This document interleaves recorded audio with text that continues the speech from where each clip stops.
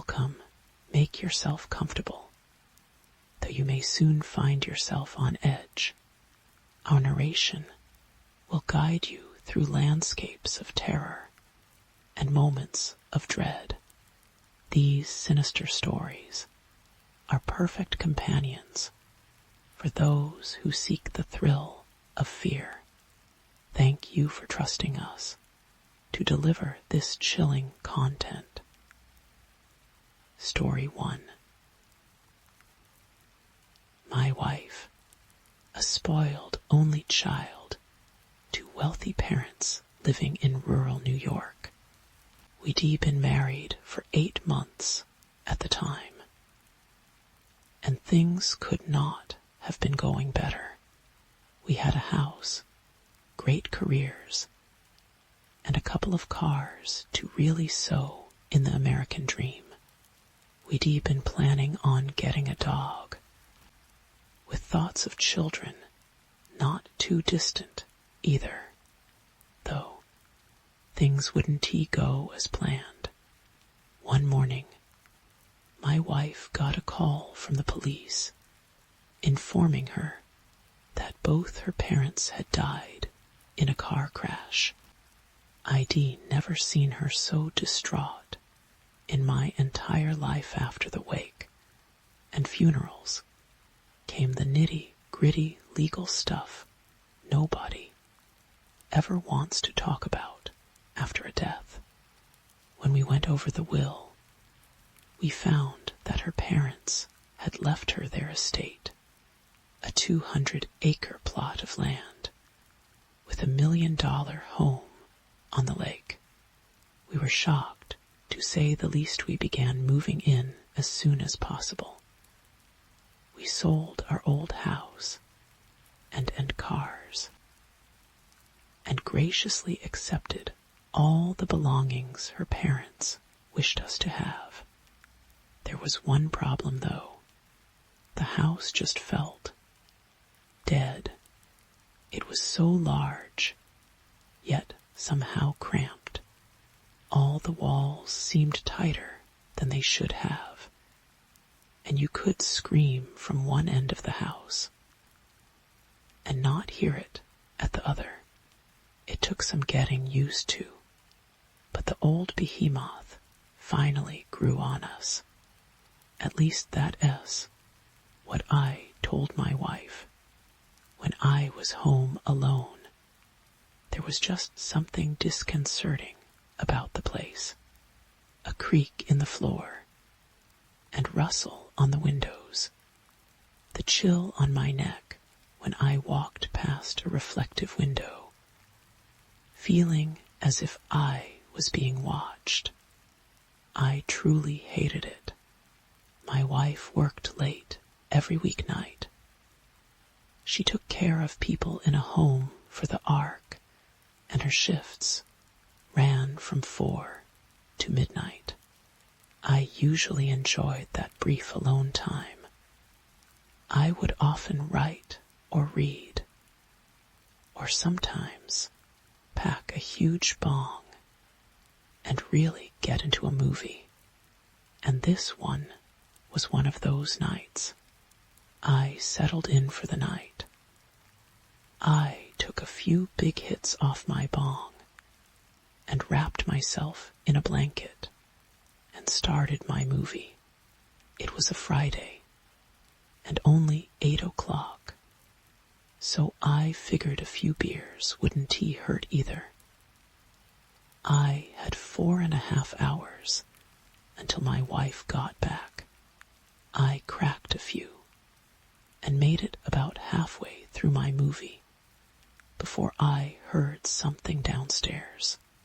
I swear I thought it was the house playing tricks on me like it's done many times in the past. I tried to ignore it, but then I heard something slam. I quickly got up and went downstairs. My heart froze when I could see the glow of the kitchen light that I know I had turned off. I quietly inched my way to the large doorway that entered into the kitchen. I could hear movement, and overwhelming sense of dread seeped over my body as I finally peeked around the wall. It was my wife. Jesus Christ, woman, I half-jokingly shouted out to her. She jumped, startled of my presence. "Oh, Beep, Don T scare me like that," she said. "Don T scare you? I just thought I was about to die. You Don T think you could have called out to say hello or something? And why are you home so early anyway? Is Julie all right with that?" I asked. "Yes, she is fine." I told her I wasn't feeling well. She said, "And are you feeling well?" I asked, seeing that she seemed perfectly fine. She had a guilty look. "I am totally fine. I just didn't feel like being there," she said with a half giggle. I found it surprising. She never comes home early, and she didn't seem to make a big deal about it. I quickly changed my focus when I noticed she had a few bags of groceries. I asked her what she was making, to which she excitedly responded, "Chicken Alfredo." "Oh, Beep, can't he wait? Need help?" I asked. She turned around with a knife in her hand. As she laid out the chicken, she smiled and said no. She slowly pointed the knife towards my face with Beep eyes. "Tonight is about you," she said, getting the knife closer to my face. "I am going to make you this dinner. And maybe later you can help me with a few other things." She smiled again, deviously. I bit my lip and watched her continue to prepare the meal. I grabbed her butt and told her I was going to watch the rest of my movie. I went upstairs and sat down for my movie. About 15 minutes later, my wife walked into the room, the knife still in her hand. "Dinner is ready," is all she said as she slowly left the room. I went down minutes later to find the dinner all nicely set up and ready to eat. The table looked amazing, too amazing. Oh my Beep, you outdid yourself. IV gotta get a picture of this for Instagram. I shuffled through my pockets and noticed I had left my phone upstairs. I quickly went up and couldn't seem to find it anywhere. I am sure it was just lost in the blankets. I went to the top of the steps and shouted down, "Can you call my phone?" She laughed. "Nuo, you gotta work for this Insta picture. Come on." I said, "My food is getting cold." There was no response. I continued looking for about 3 minutes until I finally heard it vibrating.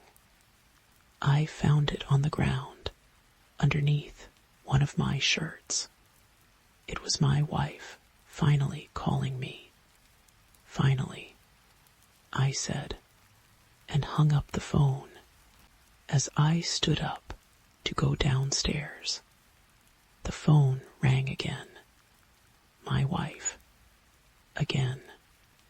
I answered the phone. "What do you want?" "Excuse me. What was that finally for? And why are you being rude?" she said. You wouldn't call my phone. I said, sorry, I can't call you whenever you think about it. I am at work.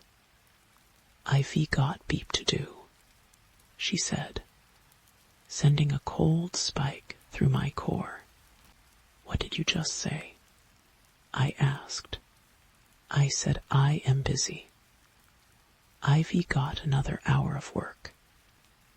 And I was just calling to tell you I miss you, but you gotta answer the phone like a beep, she said. So you re saying you re not home, in the kitchen, I said, my voice now quiet and shaky. Oh ha ha. I am not in the kitchen, good one, she laughed. No, no. I mean there is someone here that looks exactly like you downstairs. I thought you came home early. I gulped as my realizations paralyzed my body. You need to lock the bedroom door right now and find whatever weapon you can. I am calling the police, she said frantically. Babe, what the beep is going on? Who is that? I asked, fear flaking from my voice. It's my sister. I stayed in the room until the police arrived. Turns out she had gotten skittish and left far before the cops got there. They found arsenic in the food, the knife stuck in the table, and a note with 4 words. The house is mine. My wife never told me about her twin sister. Apparently she'd been in and out of prison, and psych wards her whole life. She'd been disowned by the family and was as good as dead. That is until she heard about the accident. Now all those strange feelings I was getting feel a lot more valid, and those feelings Haven T stopped. Story 2. Tilde part 1 current tilde part 2 part 3 final beep. They told me you were experienced in harsh waters, James said, as he pointed out the pearls of sweat that had formed on my forehead. Yeah. I do, I replied, moments before hurling the remnants of a less than appetizing lunch. Off the side of our ship, Tilda, it's just that you look a bit green around the gills, he continued with a smirk. We'd just met a few hours ago. I'd been airlifted to USS Orion, a sea lift handling abyssal transport capsules for a classified project conducted by the United States Navy. I guess they failed to mention that I am much better underwater, in submarines. I shot back, considering the circumstances. His casual demeanor left an uncomfortable atmosphere among the workers. They all knew what my visit entailed, but just like myself, they were scant with information. All I knew was that there might be a contagious infection at the bottom of the ocean, and my job was to either to disprove it or to confine the entire crew aboard the station as soon as we were positioned securely on top of the Tonga Trench. We were rushed into the transport capsule, a minuscule vertical submarine designed simply to take us to the base on the ocean floor, 20,000 feet below us. Talos I entered the sub, feeling excited, while also dreading the return to the deep blue. It had been 10 years since serving as a hospital corpsman, one of the few actually stationed aboard a submarine. Over the years, I had clearly lost the natural sense I once had for the ocean. Yet I longed desperately for it, Tilda. Whenever you be ready, Doc, one of the crew members said, impatiently waiting to drop us into the abyss. I raised my thumb. As ready as I'll ever be. Go ahead. 10 feet. The twilight zone, tilde, the impact with the ocean, lightly shook the capsule. As we submerged, my nausea quickly diminished, and a sense of peace washed over my mind. I was back outside the window. A few curious fish accompanied our journey downwards. Various sea life attracted by the cargo ship. Following to see us off, James piloted the miniature sub. Having done the trip 1,000 times before, it wasn't anything new to him. Myself, I'd never been below 2,000 feet, and never had I been able to look through the window and admire the mostly unexplored blue world underscore 3,300 feet. The midnight zone, tilde, as we sank deeper towards the abyss. The last stray rays of sunshine vanished. We had left the realm of sunshine and mankind. All in favor for the domain of darkness, tilde. First time in the abyss. Right? James asked after a long bout of silence, tilde. Yeah. Served aboard a submarine for a few years, but they never go very deep. This is something else. Tilde, he smiled at me. Well, you in for a treat then. We were going all the way down.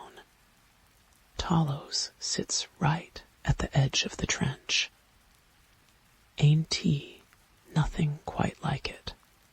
Tilde, any sea life, once curious about our sub, had long since retreated towards brighter areas. The rapidly increasing pressure had proven hostile to most. But some resilient little creatures had found a way to thrive in places once thought to be lifeless.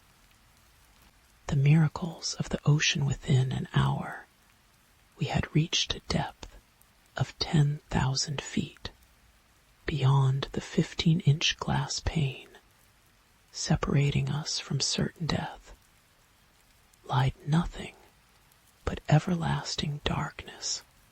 For all we knew, the two of us could have been all that existed in that void, if not for the sound of the outer hull settling under the pressure. A constant reminder about the vastness of the ocean to distract myself from the unsettling, creaking sound. I asked James about the only thing I could think about, tilde. Why, Don T, you tell me more about what happened down there.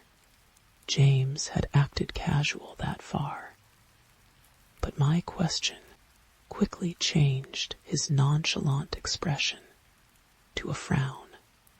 They briefed you on the surface, didn't they? Underscore, of course. But underscore, then, that LL have to do, he said firmly. Underscore, 13,100 feet. The abyssal zone tilde the world outside hypnotized me, staring so far into nothing, knowing there could be a full world only a couple of feet before you was bizarre. ID never experienced true darkness until that day. And to think a good portion of Earth's life had existed within it for millions of years terrified me when I served aboard USS Catasia. My captain explained why they don't put windows on submarines. He told stories about shipmates going crazy after years at sea, that the isolation or distance from the mainland never bothered any of them. He firmly believed that staring into the ocean and pondering its secrets was what truly drove men from their sanity. And to combat this, they never put windows on their vessels, though it was clearly a tale he made up. Seeing what truly lies beyond the surface brought back these memories. Maybe he was right after all my sinister thoughts were interrupted by a dim light appearing in the distance, a red dot dancing blissfully up and down, getting close to our little sub. It was a jellyfish tilde. Would you look at that? James said as he pointed at the little creature. So fragile, yet defying the deep sea pressure. Another light joined in, then a few more, and before long a symphony of pulsating, crimson lights formed around our capsule, welcoming us with the warmth of thousands of stars, making up their own little galaxy thousands of feet below the surface. It was the most magnificent thing I'd ever seen. A bloom of jellyfish, happily existing in such hostile conditions. I couldn't help but feel impressed. They recalled Adala jellyfish. James stated, they don't usually venture this far down, but there's something about this place that seems to attract them. I usually see a few on my journeys down here, but never anything like this. I just nodded in response, too mesmerized by the sight to notice what he said. But as quickly as they had appeared, they vanished, once more leaving us in absolute darkness. Listen, Doc, I am sorry about the outburst earlier, James said. I turned towards him, turning my back to the darkness for the first time. It made me feel vulnerable. You gotta understand. This ain't something we usually deal with. And Mike, well, I've known him most of my life. __. I know how much this sucks. Believe me. I am just trying to get as much info as possible. For all of our sakes. I said yeah. Well, there's nothing I could tell you anyway. The airlock has been on lockdown for the past 2 days. And we've been under strict orders not to open it until you deem it safe to do so. I didn't ask any further questions. I dealt with contagions ever since leaving the Navy, and 90% of the time they were simple overreactions.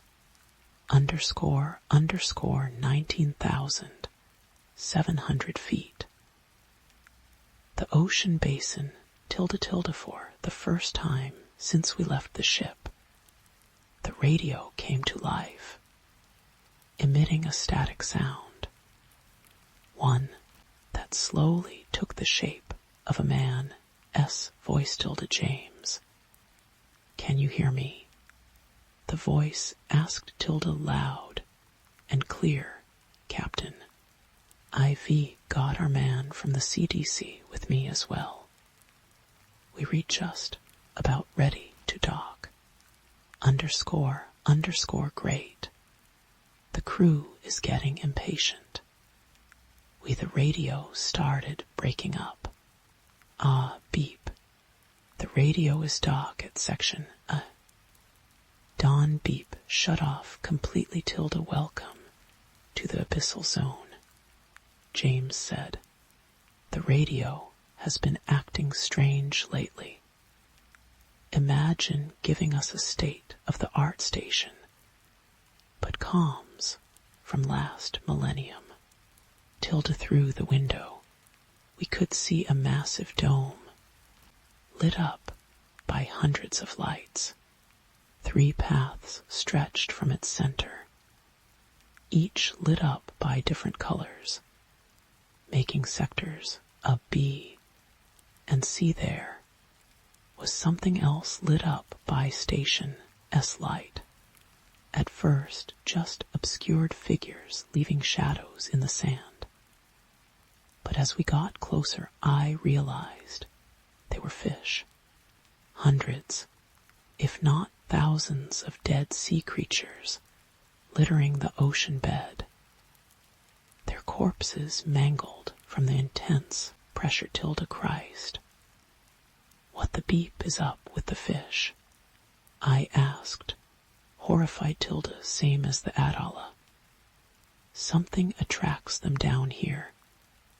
They swim until their bodies break under the pressure. Then they sink. Underscore, what could possibly do that? Underscore, there are a few theories. But from what we can tell, it's a sound that we periodically hear from the trench. Tilde the docking process in itself took quite some time. The outer hull had changed ever so slightly due to the high pressure. Just enough so that fitting into the station proved a challenge.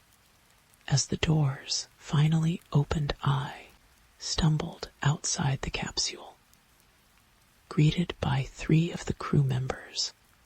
Aboard tilde you re the doctor. Right. The oldest of them asked tilde, that's correct, I said as he reached out his hand to introduce himself tilde, the name Robert Lewis. I am the captain assigned to Talos, he said as he shook my hand. Thank you for coming this far. I know it's not the most pleasant journey. Tilde he seemed polite enough, though clearly sleep deprived, with bloodshot eyes and greasy hair. Tilde, this is Jennifer Burke, one of our biologists, and that's Henry Gale, our technician. He said. They both shook my hand, neither making eye contact as they did. Tilde, hey, Cap, where's Abby? James asked, still at section B. She's not doing too well, as I am sure you can understand, he responded. James nodded. Tilde, let's talk, Robert said as he gestured for me to follow. The hallways were narrow, dimly lit up with lights that flickered, and constant creaking emitting from the walls. It looked disproportionate considering how large it had all seemed from the outside. And as a rather tall guy, I had to crouch down to keep my head from knocking into the ceiling. Tilda, I am sorry about the grim mood, Robert said. It's the first time we were dealing with something like this. I am assuming they told you about the situation. On the surface, he asked Tilda. They did, but I have to admit, I am a bit fuzzy on the details. Underscore, as are we. Mike put himself in lockdown as soon as he returned to the station, and we Haven T had clearance to open it yet. Underscore, he, Mike. Didn't he give any good reasons? I asked Tilda. He never got the chance. He fell over dead the second he hit the button. Tilda, Robert, lead us into the central dome. In contrast to the hallways, it was a pleasant surprise. A large living space filled with furniture and personal effects. Had I not known better, I could have believed we were still on the surface. Tilda, Mike discovered some microorganisms down in the trench. A new type of parasite, he said. He claimed they were able to withstand any amount of pressure, which isn't a surprise down here. But he also explained that they were completely unaffected by rapid changes in environment. Robert said, as we headed inside an office. Tilda, did he believe it was contagious? I asked Tilda, seeing as he was our microbiologist. I can't really come up with another fathomable conclusion. Needless to say, we destroyed all the samples, but we still don't know why he put himself into lockdown. Robert sighed. Tilda, but that's not the strangest thing. Tilda, I waited patiently for him to continue. While he tried to form words, he clearly had trouble believing himself. Tilda, we lost him down in the trench for 3 entire days. The tracking system failed, and the comms went down. We did whatever we could, but it was futile. Even if we had found him, he only had enough oxygen for 10 hours. So we presumed he had died. Then, out of nowhere, his tracker reappeared on our systems, showing that he was moving back up the Tonga elevator. And though he never responded to any of our attempts at contacting him, he was clearly alive. Underscore how. Underscore it's impossible. Yet it happened. Once we let him into the station, he simply locked it down and fell over dead on the ground. Tilda, before Robert could continue, the technician walked into the office. Tilda, when you examine him, be careful not to damage the EPM suit.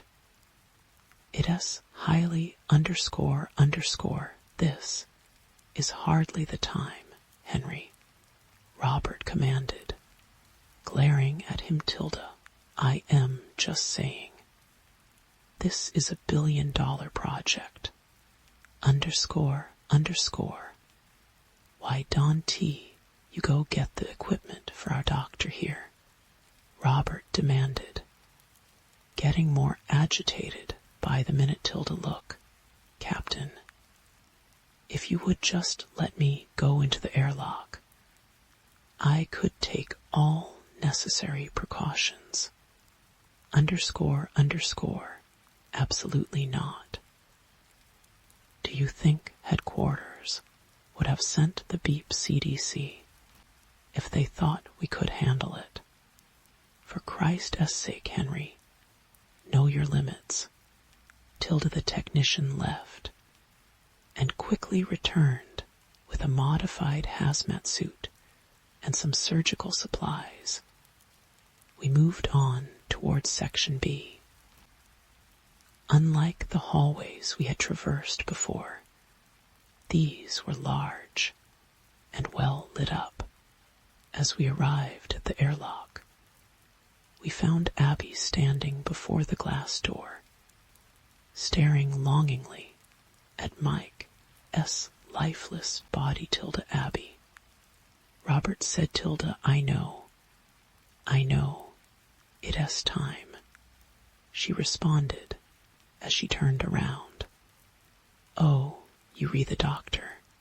She asked, her eyes red and voice trembling. I nodded. Tilda, you figure out what did this to him? 1TU. I just don't understand. Underscore Abby. Why don't you come with me while they work? Robert said, you don't need to see this. Tilda, as Robert led her back to the central dome. Henry started unpacking the cart of medical supplies, including isolation drapes and the hazmat suit. All right, I'm going to guide you through this. No need to mess up a perfectly good EPM suit, Henry said. What does EPM mean anyway?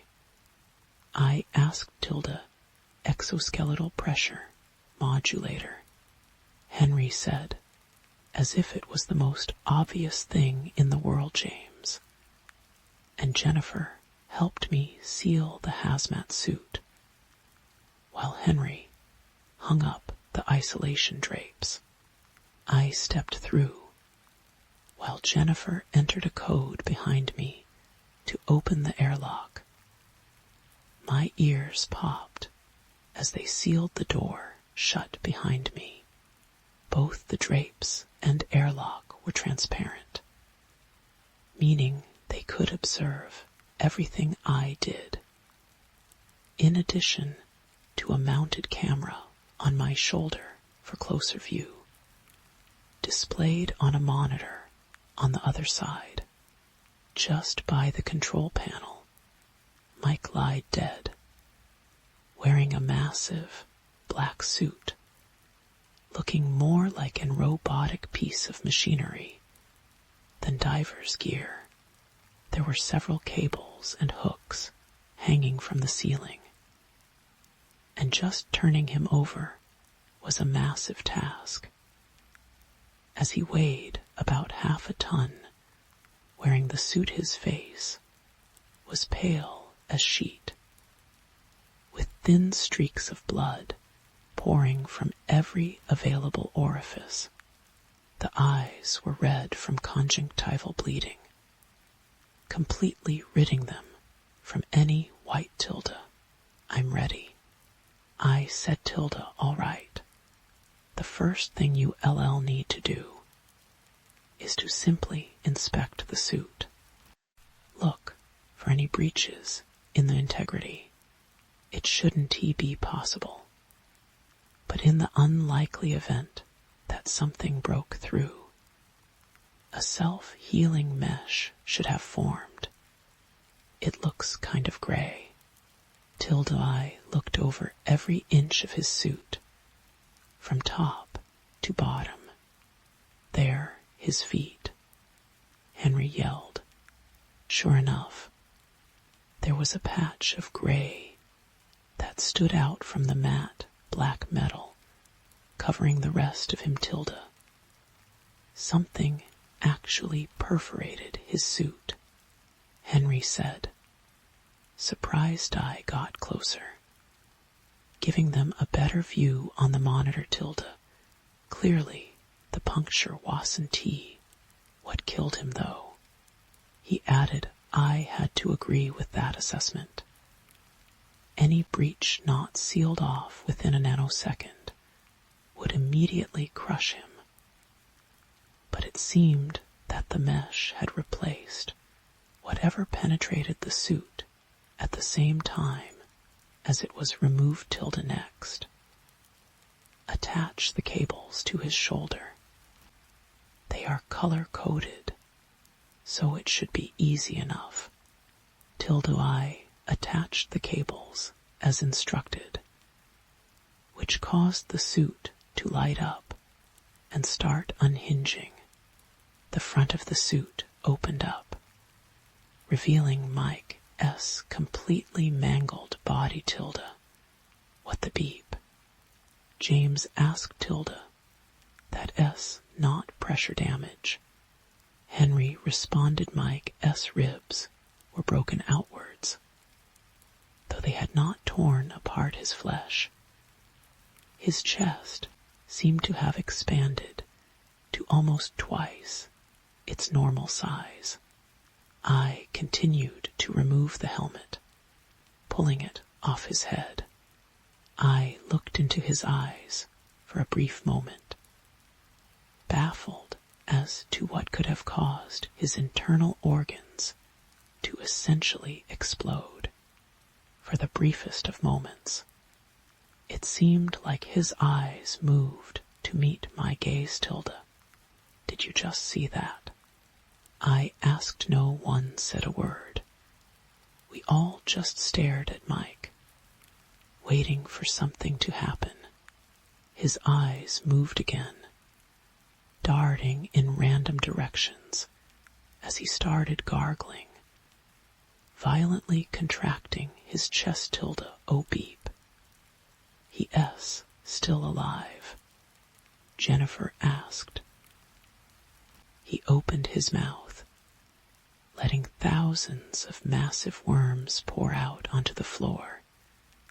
They immediately crawled in every direction, up the walls onto the ceiling, desperately searching for a way out.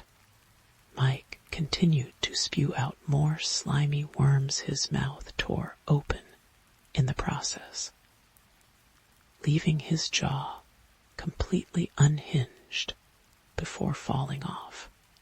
Once all the worms seemed to have exited his corpse, his chest tore open, revealing even larger worms.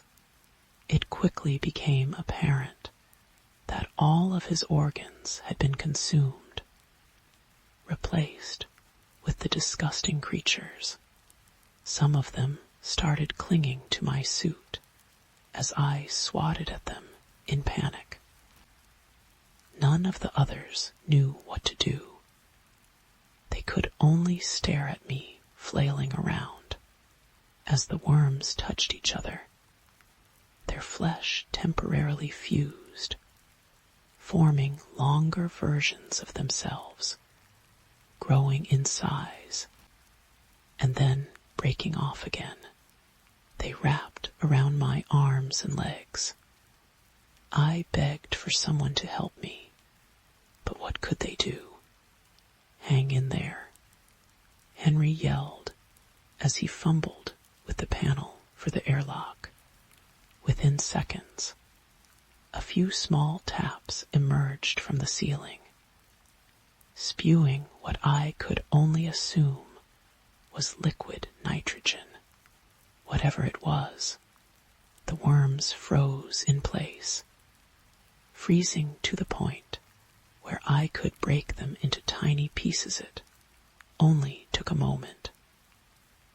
But all the worms had been killed off, and though my suit had partially protected me from the cold, I collapsed exhausted and shivering onto the ground. Tilde, get me the beep out of here, I demanded, knowing fully well they couldn't do that until I had dealt with the infestation. Robert had just returned in time to see what the commotion was about. And upon seeing what remained of Mike, lying torn to pieces on the ground, he stopped in his tracks after a minute of catching my breath. I got some sense back, with some morbid sense of humor, and functioning on autopilot, I turned towards Henry Tildasari. But the suit isn't he going to be salvaged? We re-ejecting the whole beep airlock as soon as I get out of here. Tilda Henry turned to Robert, pleading for him to make me reconsider, despite what we had all just witnessed. But Robert took my side after, removing the recording unit from the EPM suit. I packed the entire thing into an easily ejectable container, while making sure that no worms remained on my suit. All I took was a small sample of a frozen worm. Packed into a vacuum container, I exited the airlock and handed the sample over to Jennifer. She had prepared the previous parasites brought back by Mike, and I told her to get everything ready so I could determine what we were dealing with. Robert started the procedure of ejecting the airlock's content, including what remained of Mike and the EPM suit. Henry pouting the whole time. James, hadn't he moved an inch since the event? He turned sickly pale, as if he just realized the severity of the situation. We have to tell him, Captain, he said quietly. After a few minutes, Tilda, tell me what? I asked, while getting out of the hazmat suit. Robert took a deep breath, mulling over his options. You rewrite. Underscore, tell me what? I repeated. Tilda, the real reason why we restationed down here. Story 3. The wind howled across the Antarctic plateau like a chorus of damned souls. It wasn't just the cold that gnawed at Dr. Eris Thorne. It was the silence beneath the wind, the silence of nothing, mile upon mile of blinding white desolation under a bruised purple twilight sky. Thorne, a theoretical astrophysicist whose once brilliant eyes were now permanently bloodshot from strain and lack of sleep, stared at the seismograph readout. It pulsed with a slow, rhythmic thrum, not tectonic. Another pulse, murmured Lena Petrova, the project's geologist. Her breath fogged the icy air, deep, deeper than anything natural should be. And getting stronger, the research station, Valkyrie Base, was perched precariously on the edge of the Frostgrave Plateau. Officially, they were studying unique subglacial geothermal vents. Unofficially, Thorne had followed whispers, anomalous energy signatures, gravitational lensing that defied known physics, and a persistent, low-frequency hum picked up by satellites that seemed to emanate from beneath the ice. He de-assembled a small, specialized team. Petrova, the pragmatic geologist, Elias Vance, a stoic engineer who kept the base running, Marta Chen, a brilliant but brittle linguist specializing in non-human communication patterns. And Erickson, a veteran ice core driller whose hands bore the scars of decades in the deep freeze-the-pulses, weren't geothermal. They were structured, ordered, an impossible signal from a depth where only rock and crushing pressure should exist. It felt deliberate. 3 weeks of drilling through millennia of ice followed. The air grew thick with tension, thicker than the ever-present smell of diesel and ozone from the generators. Equipment malfunctioned inexplicably. Lights flickered. Vance would find tools misplaced. Systems running diagnostics he never initiated. Marta Chen grew withdrawn, jumping at shadows, complaining of vivid, nonsensical dreams, geometric shapes that hurt to think about, whispers in languages that didn't exist. Erickson just grew quieter, his eyes fixed on the ever-deepening borehole, like a man staring into his own grave then. The drill bit punched through not into a cavern, not into water, into something else.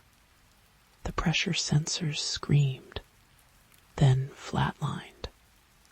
The core sample that came up wasn't ice or rock. It was a smooth, obsidian black cylinder, about the length of a forearm, impossibly cold to the touch.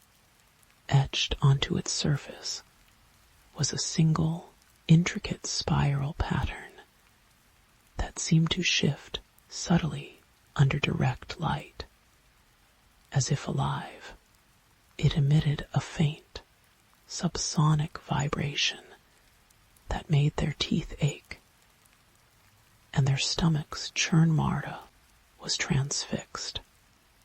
Its language, she breathed, her voice trembling, not symbolic, not phonetic. It's topological, a map folded onto itself, a concept rendered physically.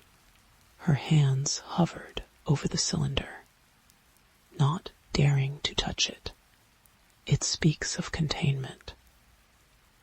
And awakening Thorn felt a chill, deeper than the Antarctic night, seep into his bones. Containment. Of what? Marta shook her head, tears welling in her eyes. Not what, why. It-s a warning, or an apology. The pulses intensified.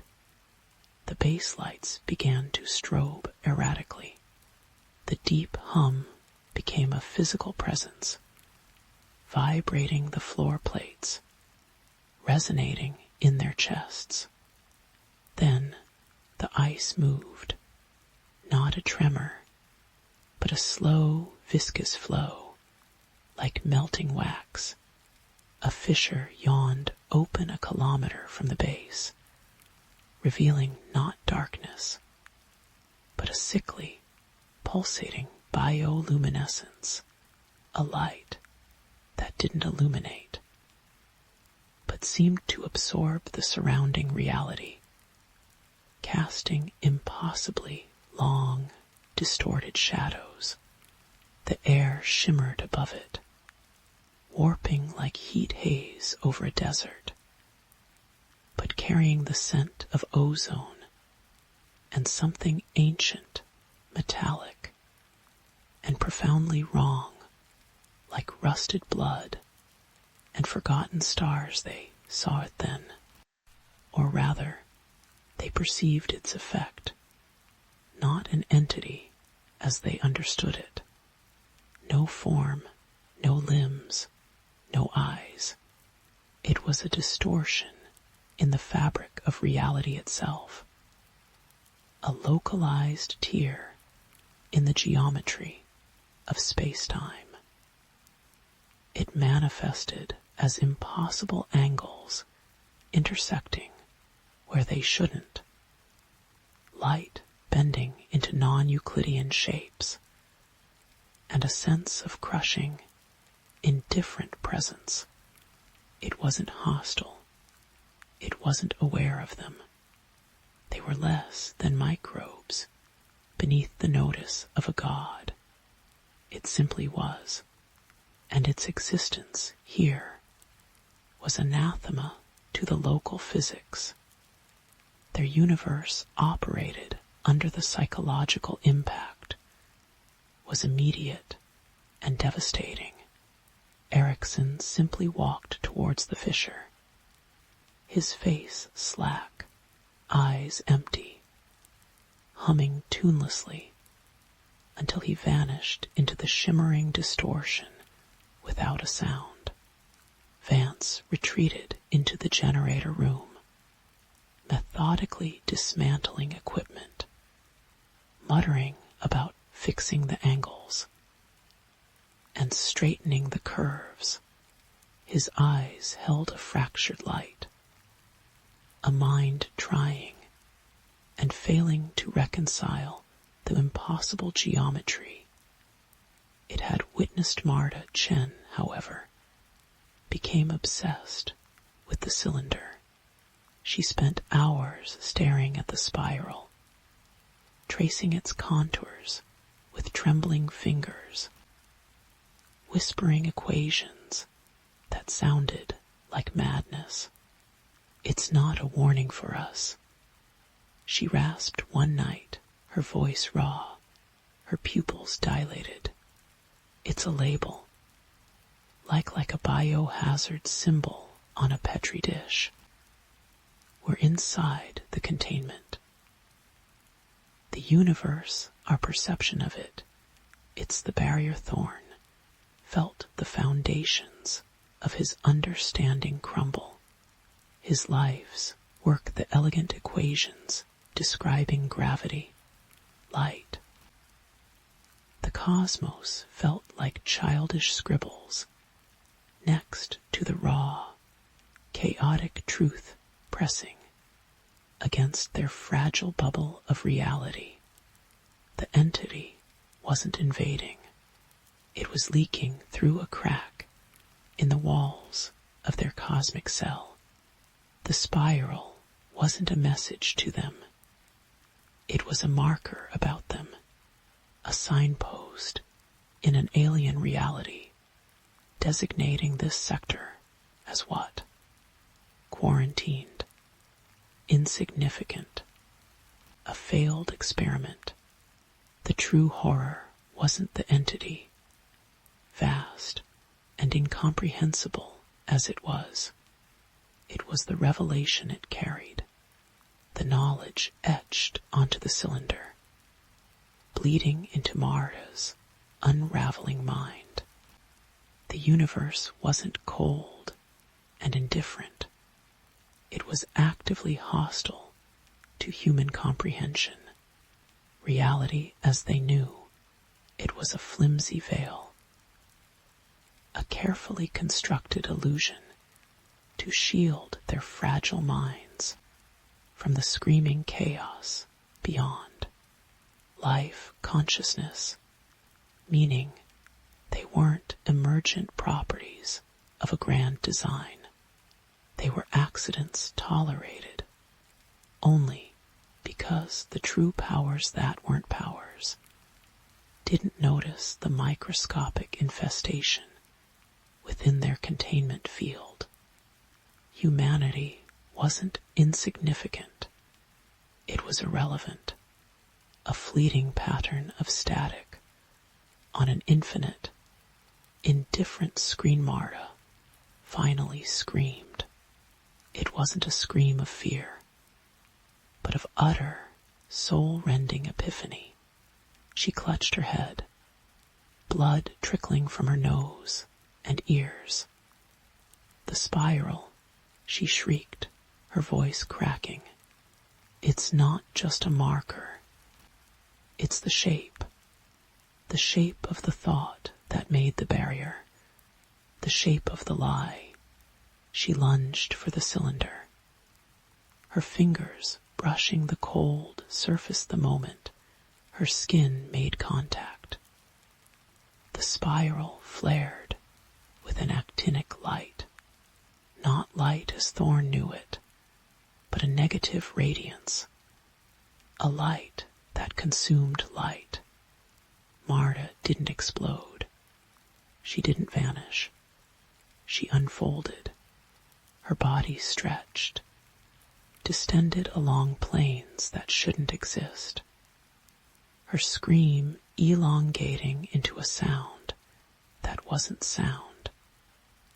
A vibration that resonated with the deep hum from below.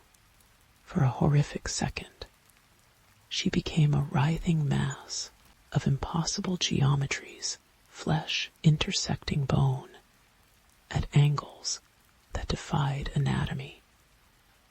Her face stretched across dimensions.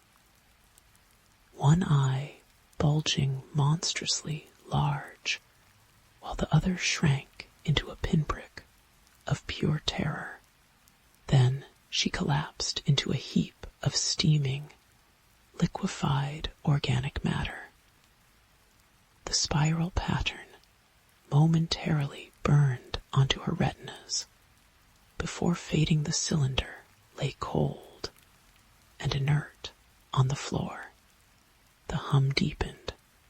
The shimmering distortion over the fissure pulsed, growing larger. The sickly light bled further into the Antarctic night, casting long, multi-jointed shadows that moved with a life of their own. Thorne stumbled back, his mind a shattered mirror reflecting only fragments of the horror. Erickson walking into the light, Vance babbling about angles, Marta unfolding into screaming geometry.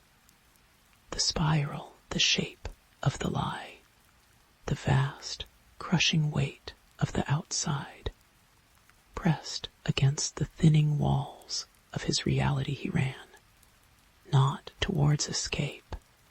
There was no escape from the knowledge, from the crushing insignificance. He ran to the communications array. He had to warn them, warn everyone. But what words could convey the truth? That humanity huddled in a fragile snow globe reality, oblivious to the cosmic ocean outside. An ocean teeming with entities to whom they were less than dust. That the very laws of physics were a cage, not a foundation. That life itself was the universe's fleeting nightmare. He grabbed the mic, his voice a raw scrape. Valkyrie base, to anyone Valkyrie base. It's not empty, it's not cold. It's wrong, the walls are thin, the spiral is the shape of the thought that keeps us blind. We're contained. We're insignificant, we are. His voice hitched. What were they?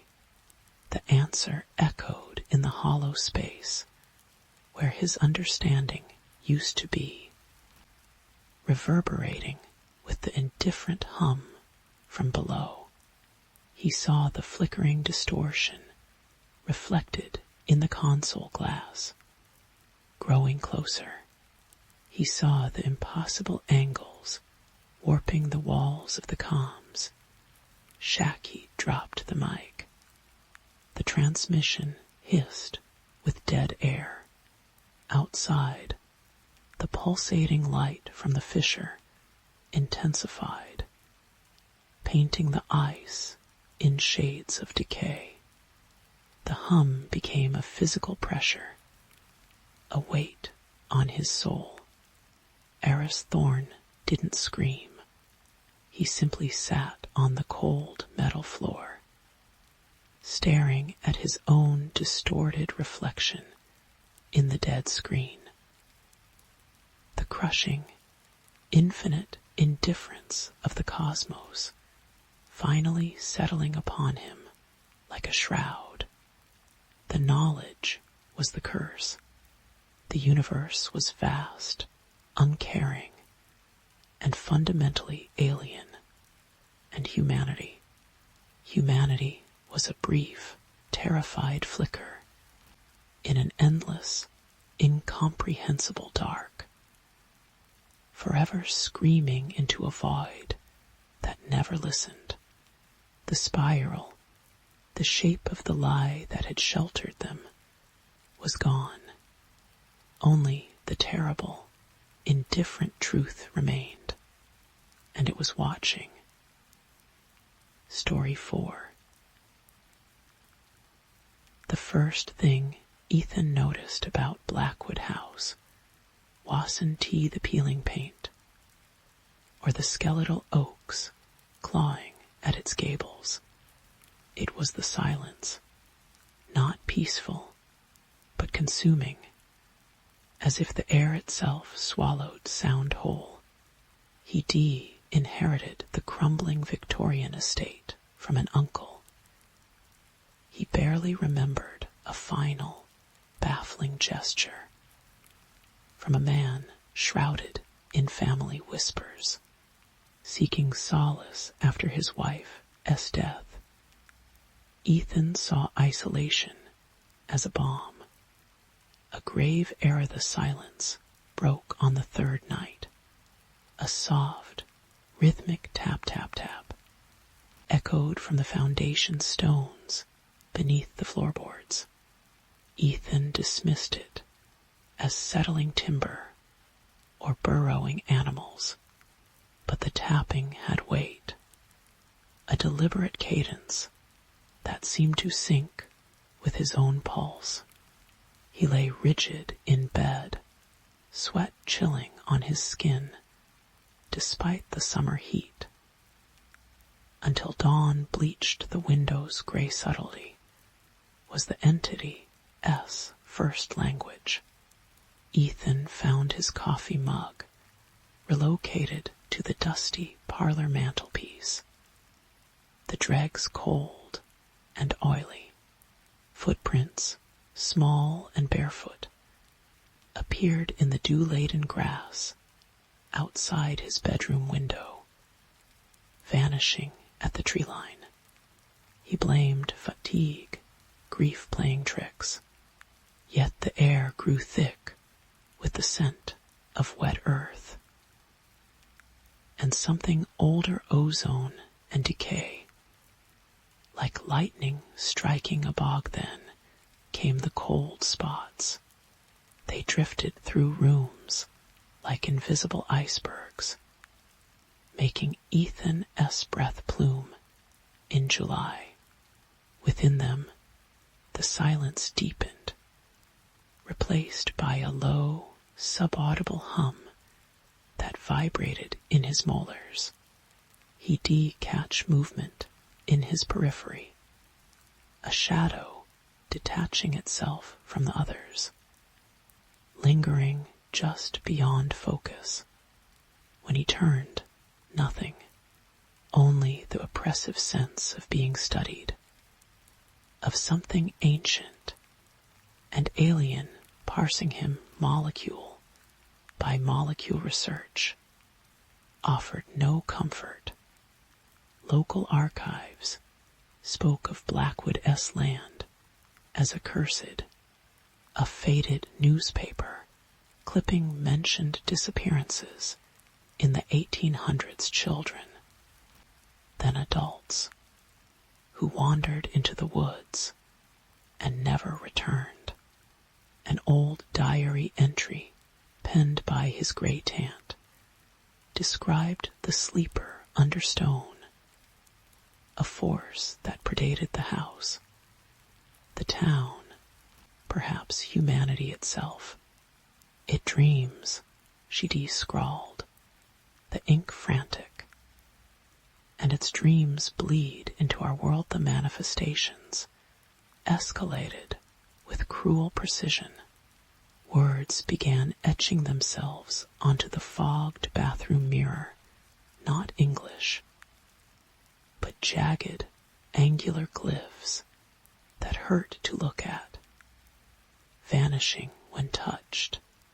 Ethan woke one midnight to find his bedroom walls pulsating, the wallpaper peeling back to reveal not plaster, but veined obsidian stone that breathed with a slow, tectonic rhythm.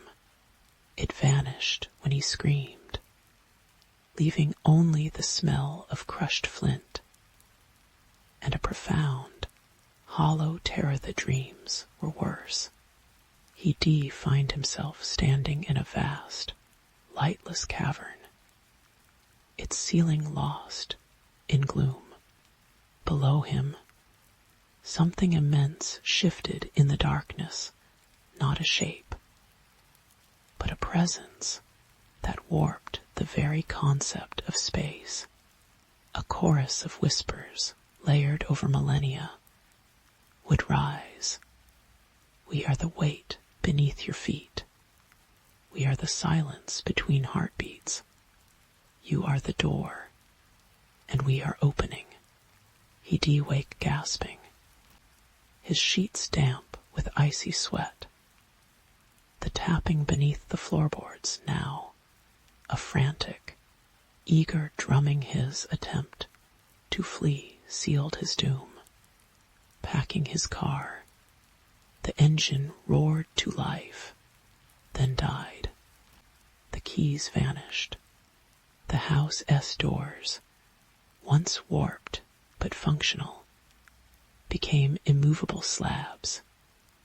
Windows reflected only endless night, even at noon. Outside, the woods seemed to coil tighter, the skeletal branches knitting into an impassable cage. Panic curdled into despair. The entity, Wasson T, just in Blackwood House. It was Blackwood House.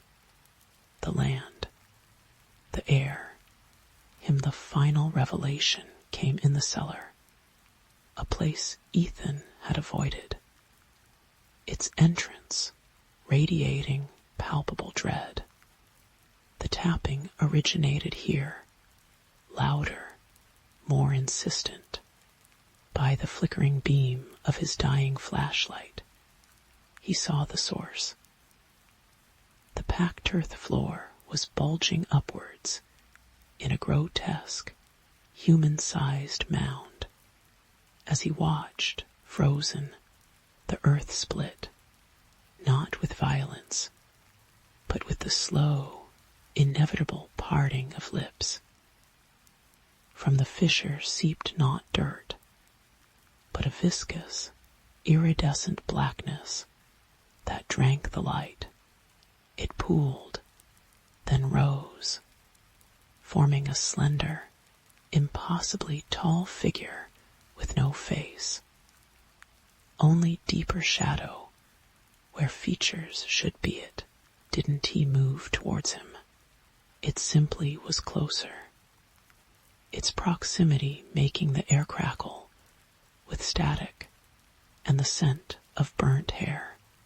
The subaudible hum swelled into a psychic roar, a million voices whispering secrets that fractured his thoughts. He understood then. The disappearances, the cursed land. His Uncle S bequest, it was all curation.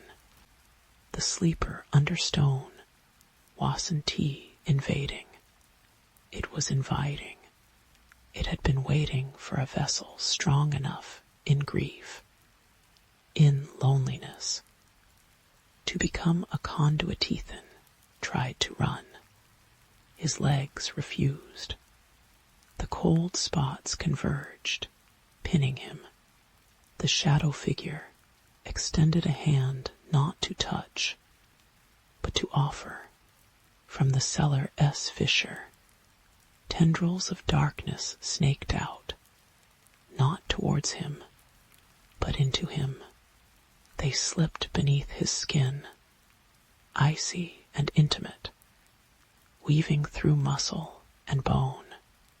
He felt no pain, only a terrifying expansion, as if his mind were being unspooled and rewoven with alien threads. The glyphs on the mirror flashed behind his eyes. The whispers became his own voice. Didn't he fight it? Resistance was the flutter of a moth in a hurricane, the entity Wasson-T possessing him. It was integrating his grief, his solitude, his very humanity. They were the key, the welcome mat, as the darkness filled him, saturating every cell. Ethan S. final human thought, Wasson-T fear, but a horrifying epiphany. He Wasson-T being consumed. He was completing something. The sleeper needed a door to step through fully, and he, Ethan Blackwood, was the threshold now. He stands at the cellar entrance, looking not out, but up, through the house, through the roof, into the swirling, starless void where the sleeper's true consciousness resides. The tapping has stopped. The silence is absolute again, but it is no longer empty. It is watchful. Ethan smiles, a gesture that stretches his face into unfamiliar angles. Below, the fissure in the earth widens, exhaling a breath that smells of dead stars and the deep places between galaxies. The woods creak as the trees bend towards the house, not in wind, but in reverence. Escape was never possible. He is the house now. He is the land. He is the vessel. And the ancient dream is waking. The first true nightmare is about to begin. Story 5. The silence of the Antarctic plateau. Wasson-T, truly silent. It was a vast, pressurized emptiness, filled only by the low moan of the wind scouring ice, 1,000,000 years old, and the rhythmic, artificial thrum of the Valkyrie deep bore station. For Dr. Eris Thorne, that thrum was the heartbeat of discovery. His team Lena Chen, the pragmatic seismologist Elias Vance, the brilliant, neurotic astrophysicist, and Marta Rostova, the stoic station commander, had spent 18 months drilling through the ice cap. Their goal: pristine ice cores, atmospheric time capsules stretching back further than any other sample on Earth. What they found was not ICET, was the borehole 7 anomaly, 3 kilometers down. The drill bit struck something impossibly hard, then shattered. Core samples returned not ancient snow, but fragments of a smooth, obsidian-black material that defied analysis. It was an T mineral, not metal, not anything known. It hummed faintly, a subsonic resonance that vibrated in the bones more than the ears, and within its structure, frozen like insects in amber, were patterns, not fractures, not crystalline formations, complex, non-repeating geometric inscriptions that seemed to shift under high-powered microscopes, evading focus, inducing migraines in anyone who stared too long. It artificial, Elias breathed, his eyes bloodshot from days staring at spectral scans. He bypassed safety protocols, feeding the pattern data into the station S quantum processors. The structure at S, not just material. It S data, encoded on a scale god, Eris. It S, like finding a single pixel from an IMAX screen and trying to comprehend the whole film. Lena traced a finger over a screen, displaying the shifting, impossible angles. It feels wrong, like looking at a wound. Her usual composure was fraying. The hum, now a constant companion, made sleep elusive. Dreams were filled with falling through infinite black voids, punctuated by sharp, non-Euclidean angles. Marta S. jaw was set. Orders are to secure the find and await extraction. 6 weeks. We contain. We study minimally. We wait. But containment was failing. The hum was intensifying, vibrating the very bedrock. Equipment malfunctioned erratically. Lights flickered, not with power surges, but with a strange, cold luminescence that seemed to leak from the obsidian fragments themselves. The air tasted metallic, charged with static that raised the hair on their arms. Then came the signal. Elias, driven by a manic obsession, had cross-referenced the pattern data with deep space neutrino scans. He found a correlation, an impossibly faint echo emanating not from borehole 7, but from the void beyond Pluto, a signal that wasn't electromagnetic, not gravitational, something else, something that resonated with the obsidian artifact. It's not just data storage, Elias whispered, his voice raw. It's a beacon, or a receiver, or maybe a keyhole.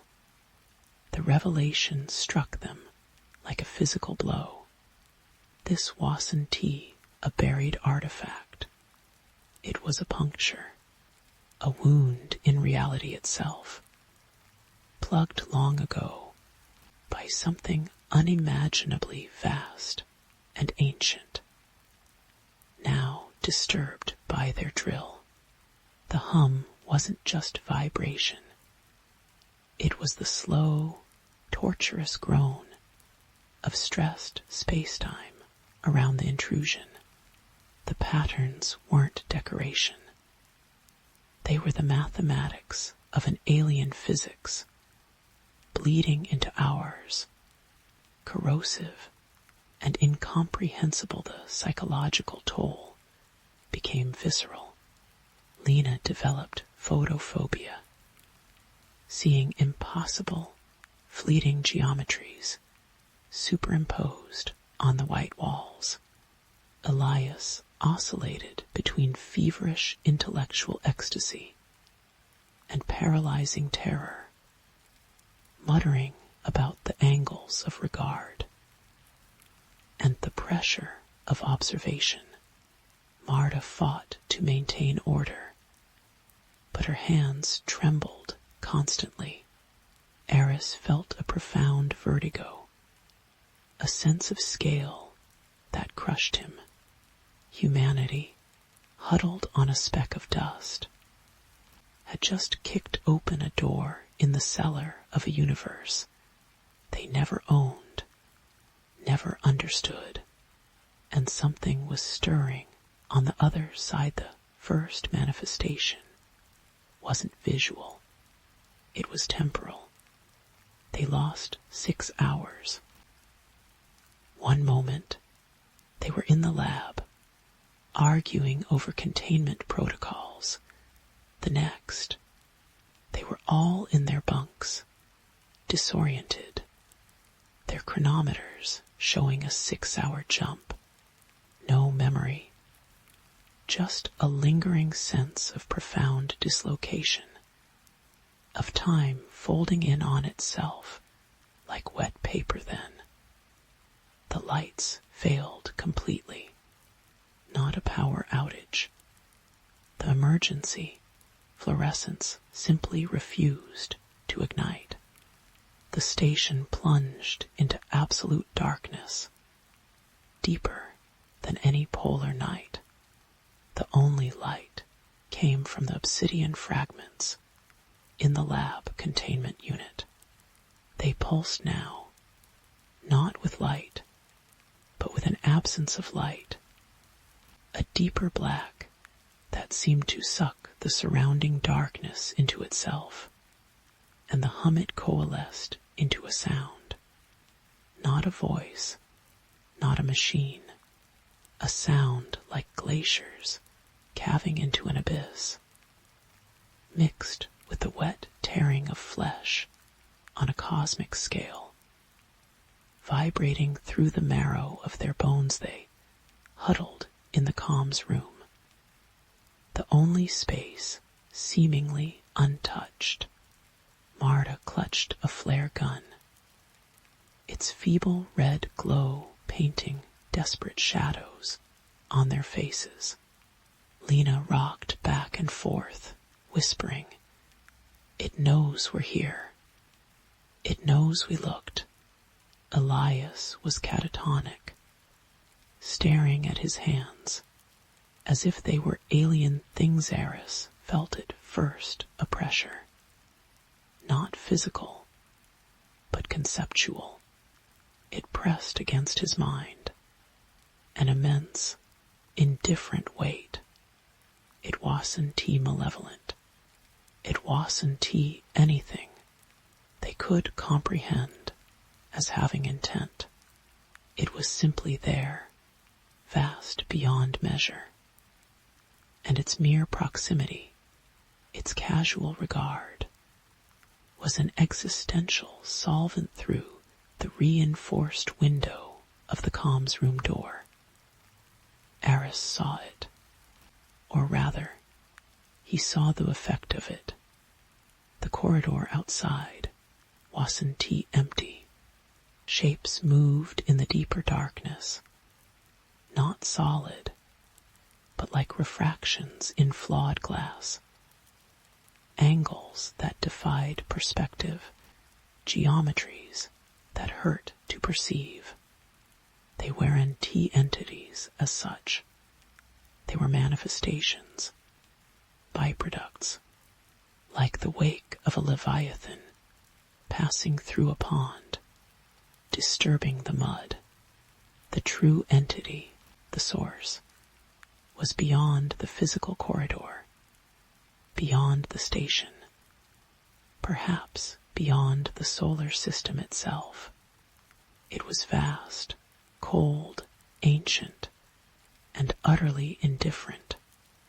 Their beacon, their keyhole, had drawn its attention, not because it cared about humanity, but perhaps because humanity was an unexpected speck of grit in a mechanism it had long ago set in motion, or perhaps simply inhabited one of the refractions drifted closer to the door.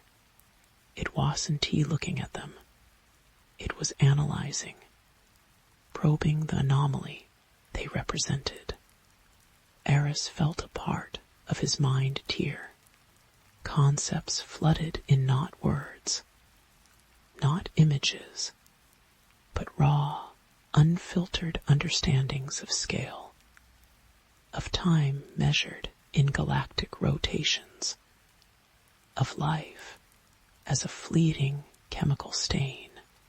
He saw Earth not as a home, but as an insignificant mote of dust, adrift in a cosmic desert, so vast it rendered existence meaningless. He saw the history of humanity compressed into a single, insignificant flicker against the backdrop of eternity. He understood with horrifying clarity that the universe was not just vast, but actively, terrifyingly empty of any meaning they had ever ascribed to it. Their gods, their sciences, their struggles all were the frantic scribbles of ants on the shore of an infinite. Uncaring Oceanlina screamed, not in fear, but in utter, soul-rending despair. The sound was swallowed by the oppressive darkness and the tearing glacial sound. Marta raised the flare gun, her face a mask of futile defiance, and pulled the trigger. The red flare streaked through the darkness, illuminating the corridor for a fraction of a second. Eris saw it. The refraction Wasson T disturbed. The flare light bent around it, warped into impossible spirals before being extinguished. In that brief, hellish illumination, Eris perceived something within the distortion. Not eyes, not a face, a structure, a configuration of angles and non-light that conveyed a single, overwhelming sense. Observation, not curiosity, not hostility.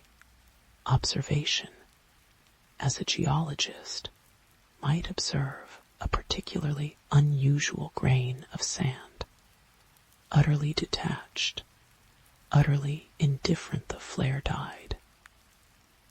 Darkness slammed back, thicker than before. The tearing glacial sound intensified, vibrating the floor, shaking loose dust from the ceiling. The pressure in Eris' mind became unbearable. A physical weight crushing his thoughts into incoherent fragments. He heard Marta choke, a wet, gurgling sound. Lena S. rocking stopped abruptly. Elias began to laugh. A high-pitched, broken sound that dissolved into sobs then. As suddenly as it had come, the pressure lifted. The tearing sound receded, fading back into the subsonic hum. The deeper blackness around the obsidian fragments lessened.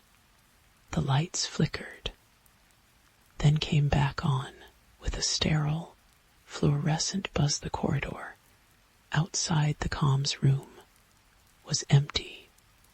No refractions, no impossible shapes, just the familiar, utilitarian metal walls. Eris was alone. Marta lay slumped against the wall, her eyes wide open, unseeing. A thin trickle of dark fluid ran from her nose and ears. Not blood, but something thicker, blacker, smelling of ozone and decay. Lena was curled into a fetal position, her eyes vacant, her lips moving soundlessly, tracing patterns only she could see on the floor. Elias was gone. Only a dark, greasy smear on the floor near the door hinted at his fate, smelling faintly of burnt plastic and something profoundly organic. Yet alien the artifact in the lab continued to hum, a low, persistent thrum. The signal from beyond Pluto was still there, a faint, mocking pulse in the quantum receiver's iris crawled to the comms console. The screen flickered. Extraction was still 6 weeks away. The world outside, the world that thought it knew the scale of things, was blissfully unaware. He could warn them. He could try to explain the puncture in reality. The Leviathan that had briefly turned its gaze their way. The crushing insignificance it had revealed his fingers hovered over the keys. What words could possibly convey it? The horror wasn't in the entity S. Malice, but in its absolute lack of it. The terror was in the revelation of true scale, of humanity's irrelevance, not just in space, but in meaning. They had found knowledge never meant for mortals. The universe was not merely vast, it was profoundly, terrifyingly indifferent.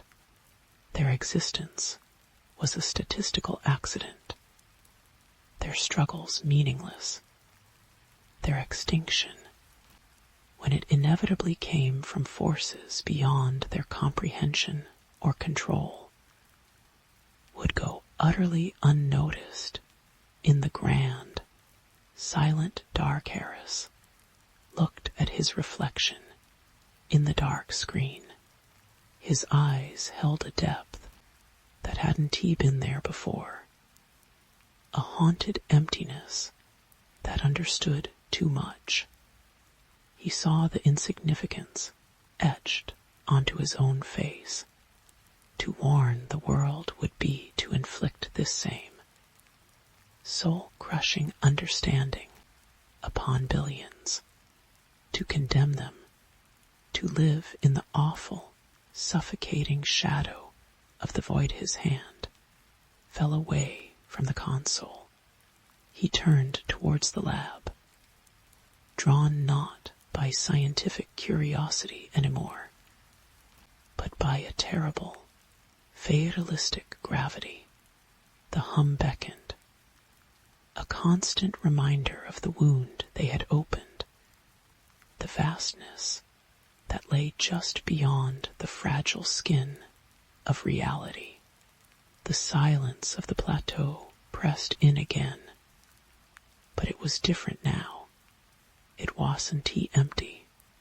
It was watchful, and Eris Thorn, the last remnant of the Valkyrie Deep Bore team, knew with chilling certainty that the observation hadn't ended. It had merely shifted focus. The entity or its wake, or the universe itself through that keyhole, had noted the disturbance, noted the speck, and while it didn't care, the fact of its awareness was a permanent stain on his soul, a chilling testament to humanity's fleeting, fragile existence in the awful, uncaring grace of the infinite dark. He walked towards the humming darkness, a man forever changed, carrying the unbearable weight of cosmic insignificance into the sterile, fluorescent light, knowing the only truth that mattered, They were seen, they were known, and it meant nothing at all. Story 6. The silence of the cabin wasn't peaceful. It was a held breath, thick, dusty, pressing down on my eardrums, until I swore I could hear the frantic flutter of my own blood. It had seemed like the perfect escape cheap, remote, nestled deep in the whispering pines miles from the nearest neighbor, a place to finally write the damn novel, away from the city's constant, grinding noise. Now the quiet felt like a predator. Waiting it started with the dust, not the ordinary kind, but a fine gray powder that seemed to seep from the very walls overnight. It coated every surface, the scarred oak table where my laptop sat accusingly blank, the spines of the few books I.D. brought, the rim of my untouched coffee mug. No matter how much I wiped, it returned by morning, thicker each time.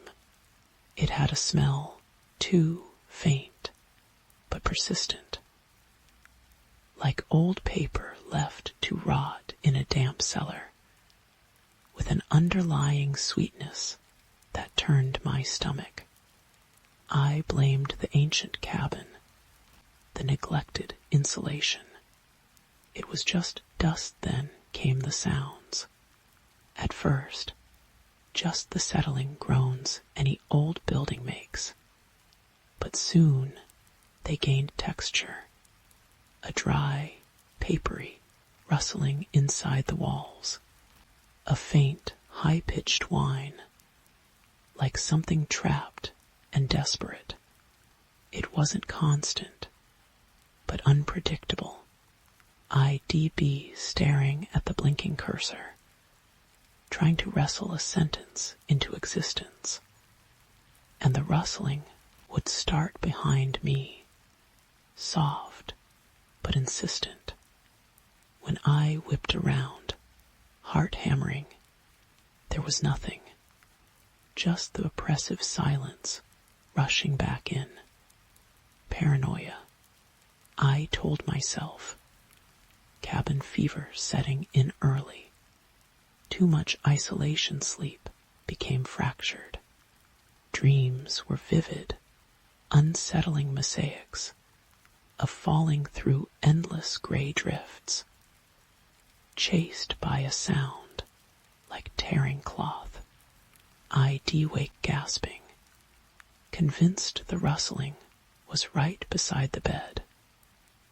My skin crawling as if coated in that damned dust. One morning, I found faint gray smudges on my pillowcase, like fingerprints made of ash. My own, I reasoned, sleepwalking perhaps, brushing the dusty walls. The thought, didn't he comfort me? It made the skin between my shoulder blades prickle. The isolation became a physical weight. I hadn't seen another soul in weeks. My phone got no signal out here. The single dirt track leading to the main road was overgrown. The thought of driving into town for supplies filled me with a dread eye. Couldn't he name a fear of open spaces, of judging eyes, of leaving the cabin unprotected? From what? The rational part of my mind scoffed, but it was growing quieter, drowned out by the constant background hum of unease, and the phantom rustling reality began to warp. Time lost its meaning. I'd sit down to write, at what felt like noon blink and find the cabin plunged into deep twilight. Hours vanished. Words swam on the screen. Letters rearranging themselves into nonsensical, vaguely threatening shapes before snapping back. Once I looked at my reflection in the darkened window and saw, just for a heartbeat, my eyes wide with panic, my mouth open in a silent scream, covered in a shifting layer of gray. I stumbled back, knocking over a chair, and when I looked again, it was just my tired, familiar face. My heart felt like a trapped bird against my ribs. The rustling grew louder, more frequent. It wasn't tea just behind the walls now.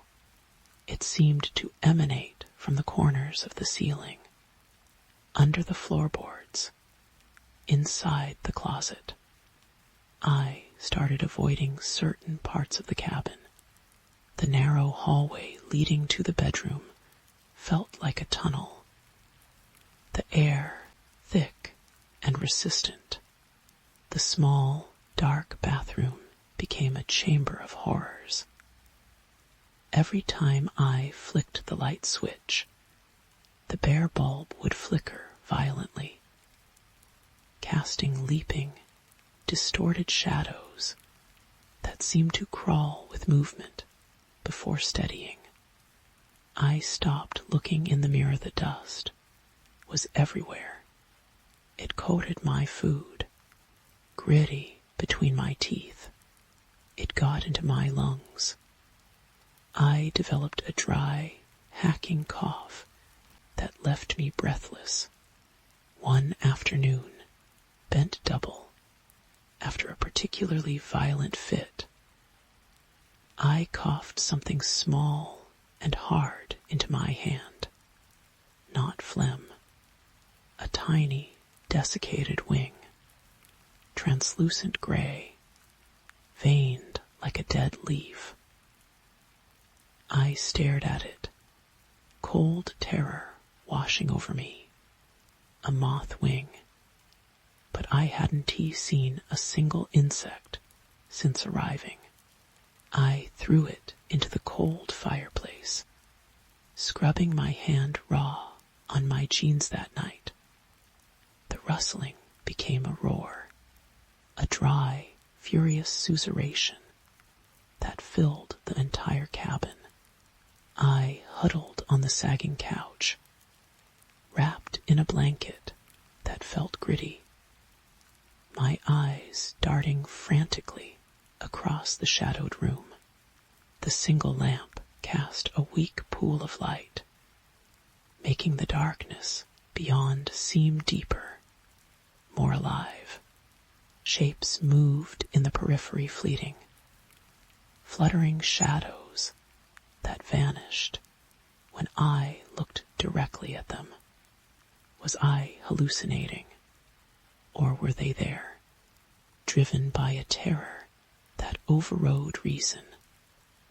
I grabbed the fireplace poker. The rustling seemed loudest behind the peeling floral wallpaper in the hallway. With trembling hands, I jabbed the poker at a loose corner. A large section tore away easily, showering me with gray dust that made me choke. Underneath wasn't tea plaster. It was a thick, layered mass of paper. No, not paper. Pages. Hundreds, maybe thousands of pages, densely covered in tiny, frantic handwriting. My handwriting, my blood, turned to ice. I recognized the looping cursive, the frantic energy of the script. These were pages from my own attempts at the novel.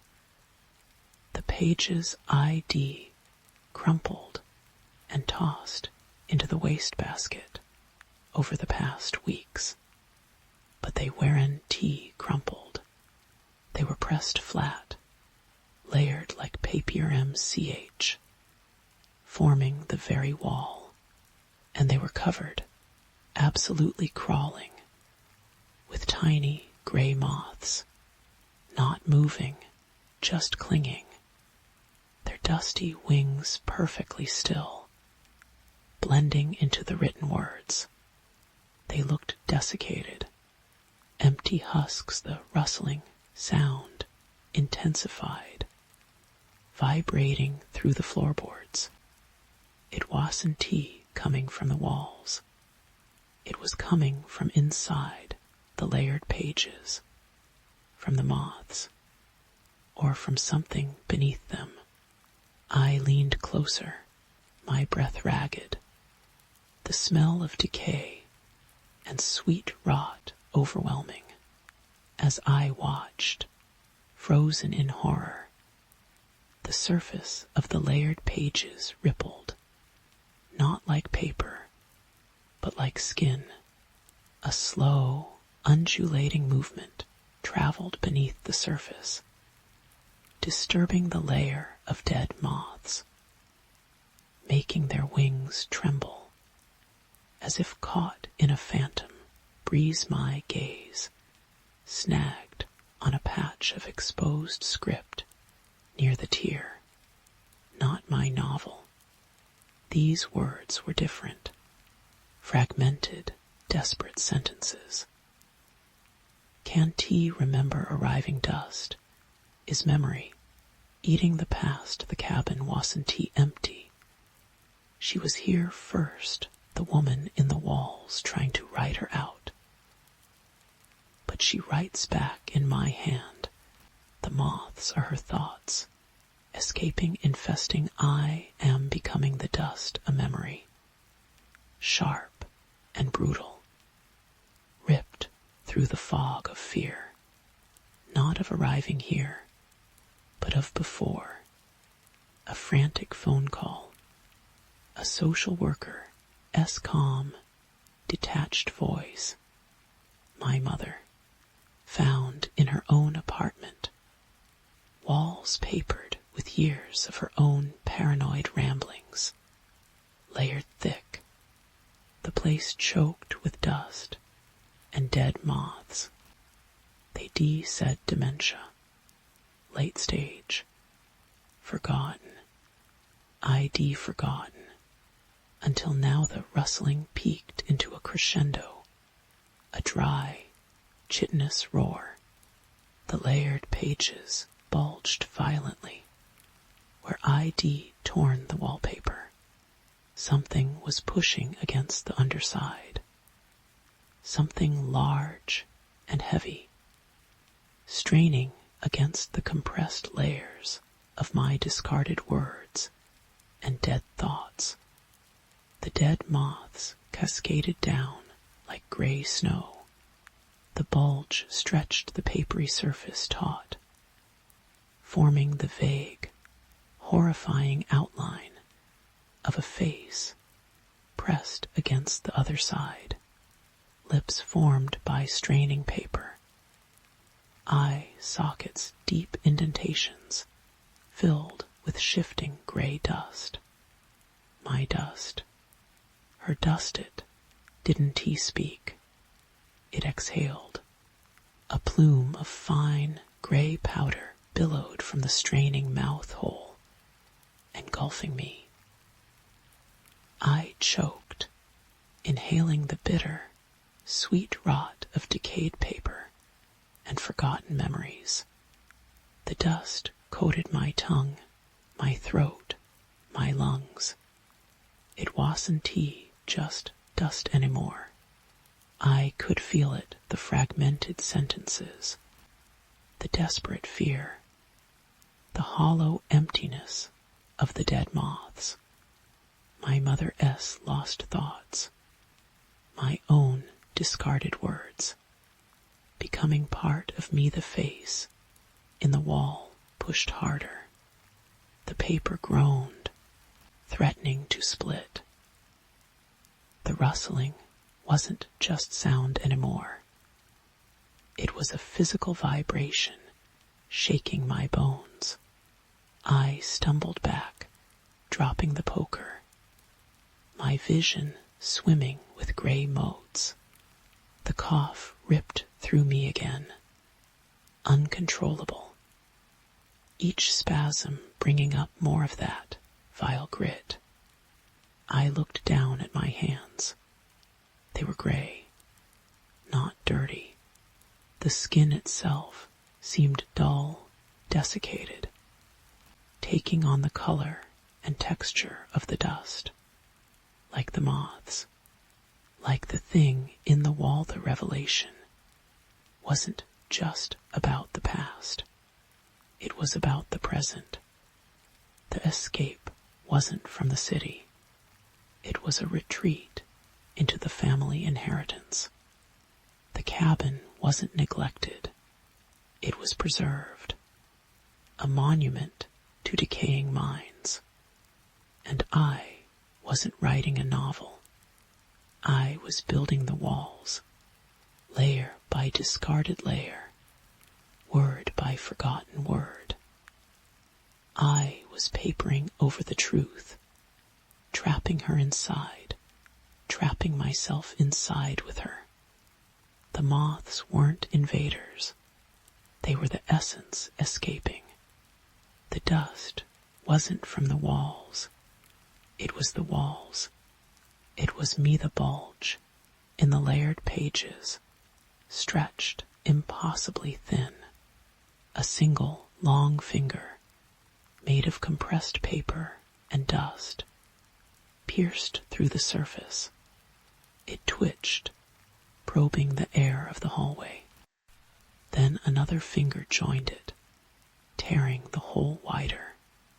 A hand, gray, insubstantial, yet radiating a terrible, hungry cold eye, couldn't scream. My throat was packed solid with the dust of forgotten words and inherited madness. I backed away, step by trembling step, towards the cabin's only door. The rustling coalesced into a dry, whispering voice, emanating from the widening tear in the wallpaper flesh, echoing my own fragmented thoughts, and my mother lost pleas. Stay, finish, the story become the wall. My hand fumbled for the cold brass knob. Outside was the whispering pines, the vast unknown. Inside was the collapsing reality, the hungry thing pulling itself free from the layers of my own unraveling mind. The dust settled deeper into my lungs, into my pores. I could feel the tiny wings forming beneath my skin, straining for release. The choice wasn't between escape and death. It was between becoming the moth or becoming the wall. The door handle felt like brittle bone in my gray, crumbling hand. The whispering grew louder, filling the world inside and out.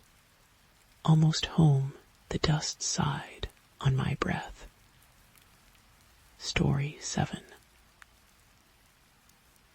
The salt-stung wind howled around Gull's Point Lighthouse.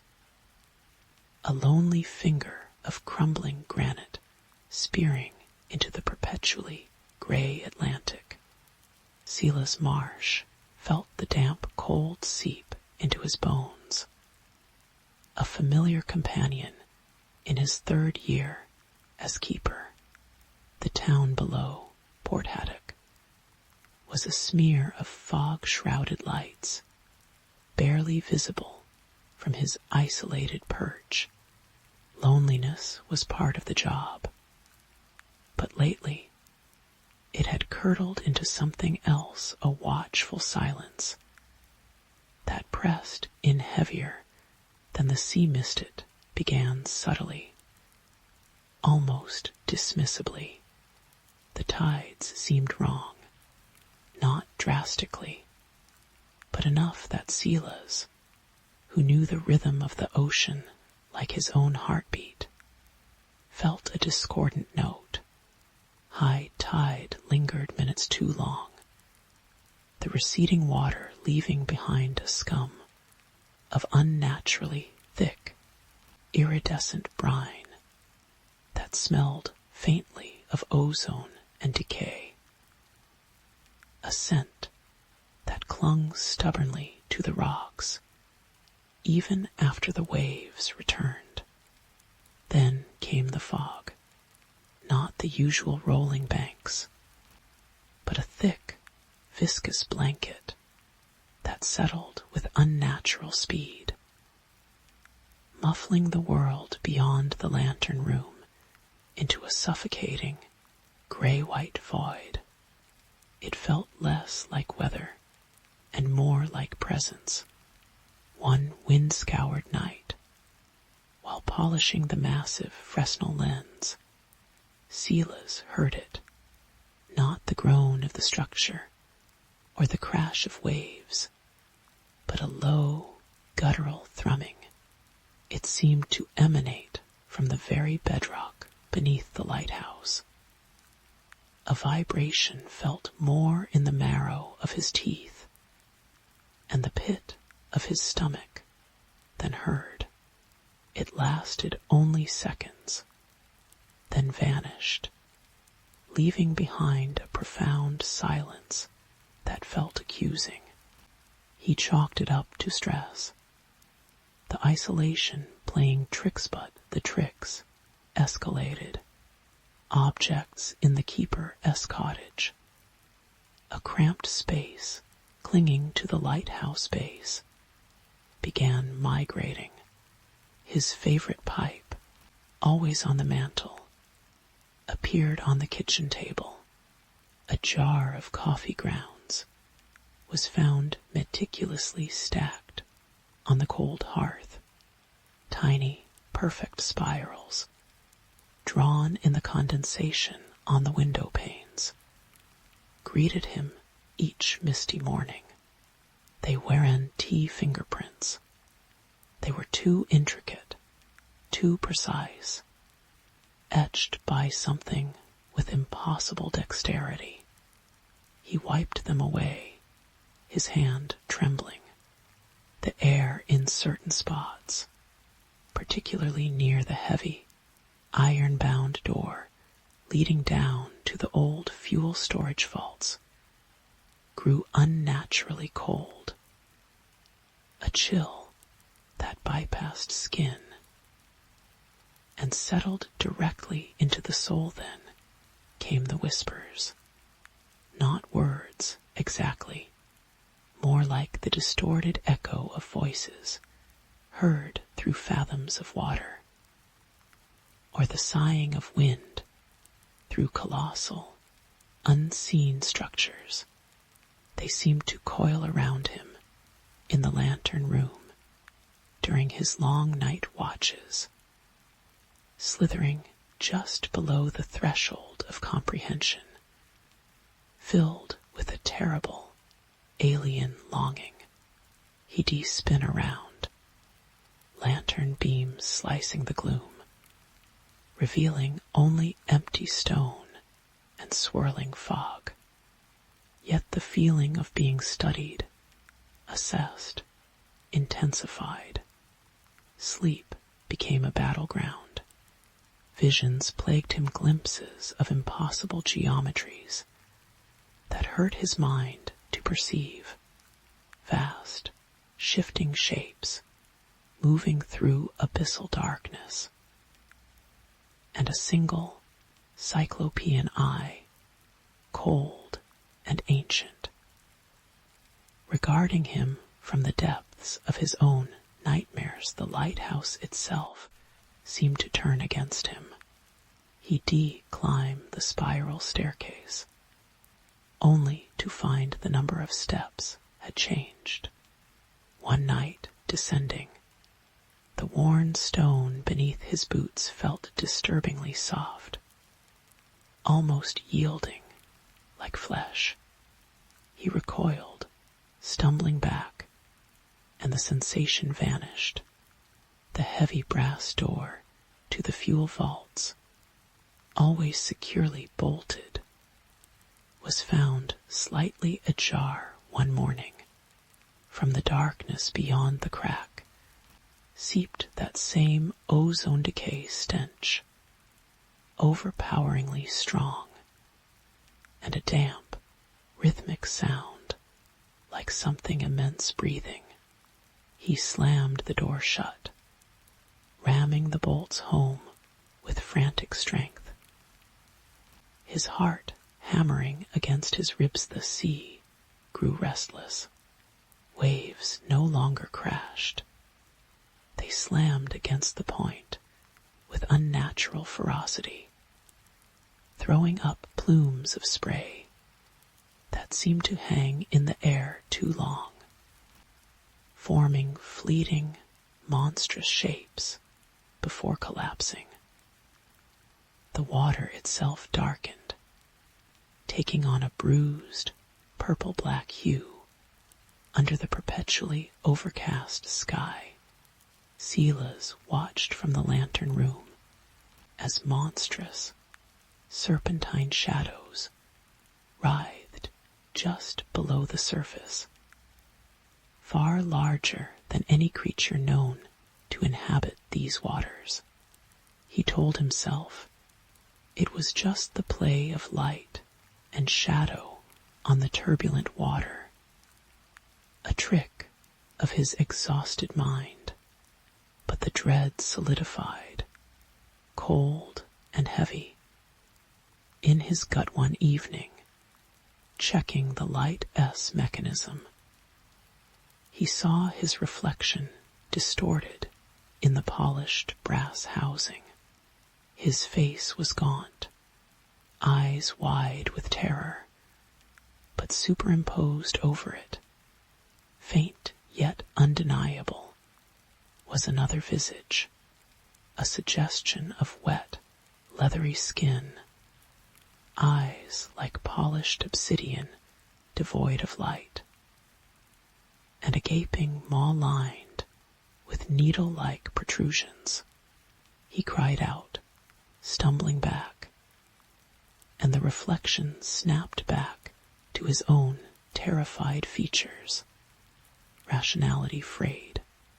He tried radioing Port Haddock, but only static hissed back, a static that sometimes coalesced into those same underwater whispers.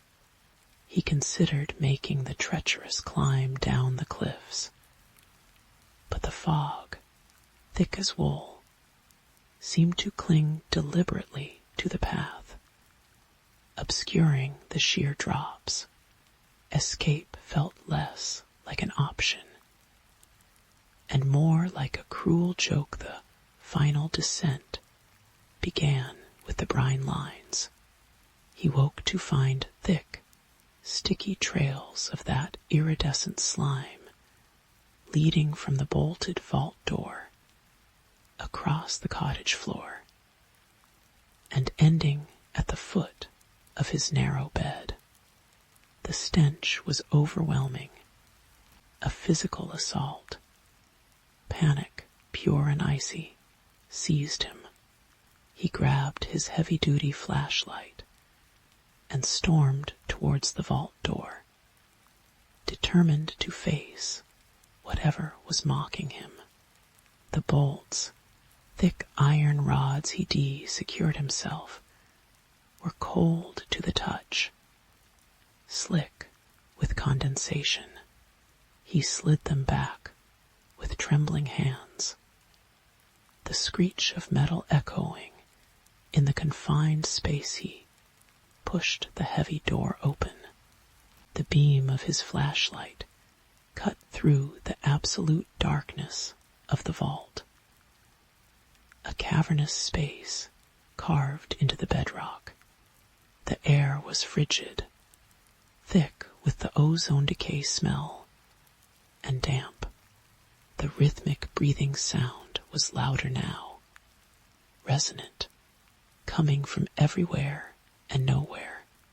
His light swept across stacked, rusting fuel drums, and then caught on the far wallet wasn't rock anymore.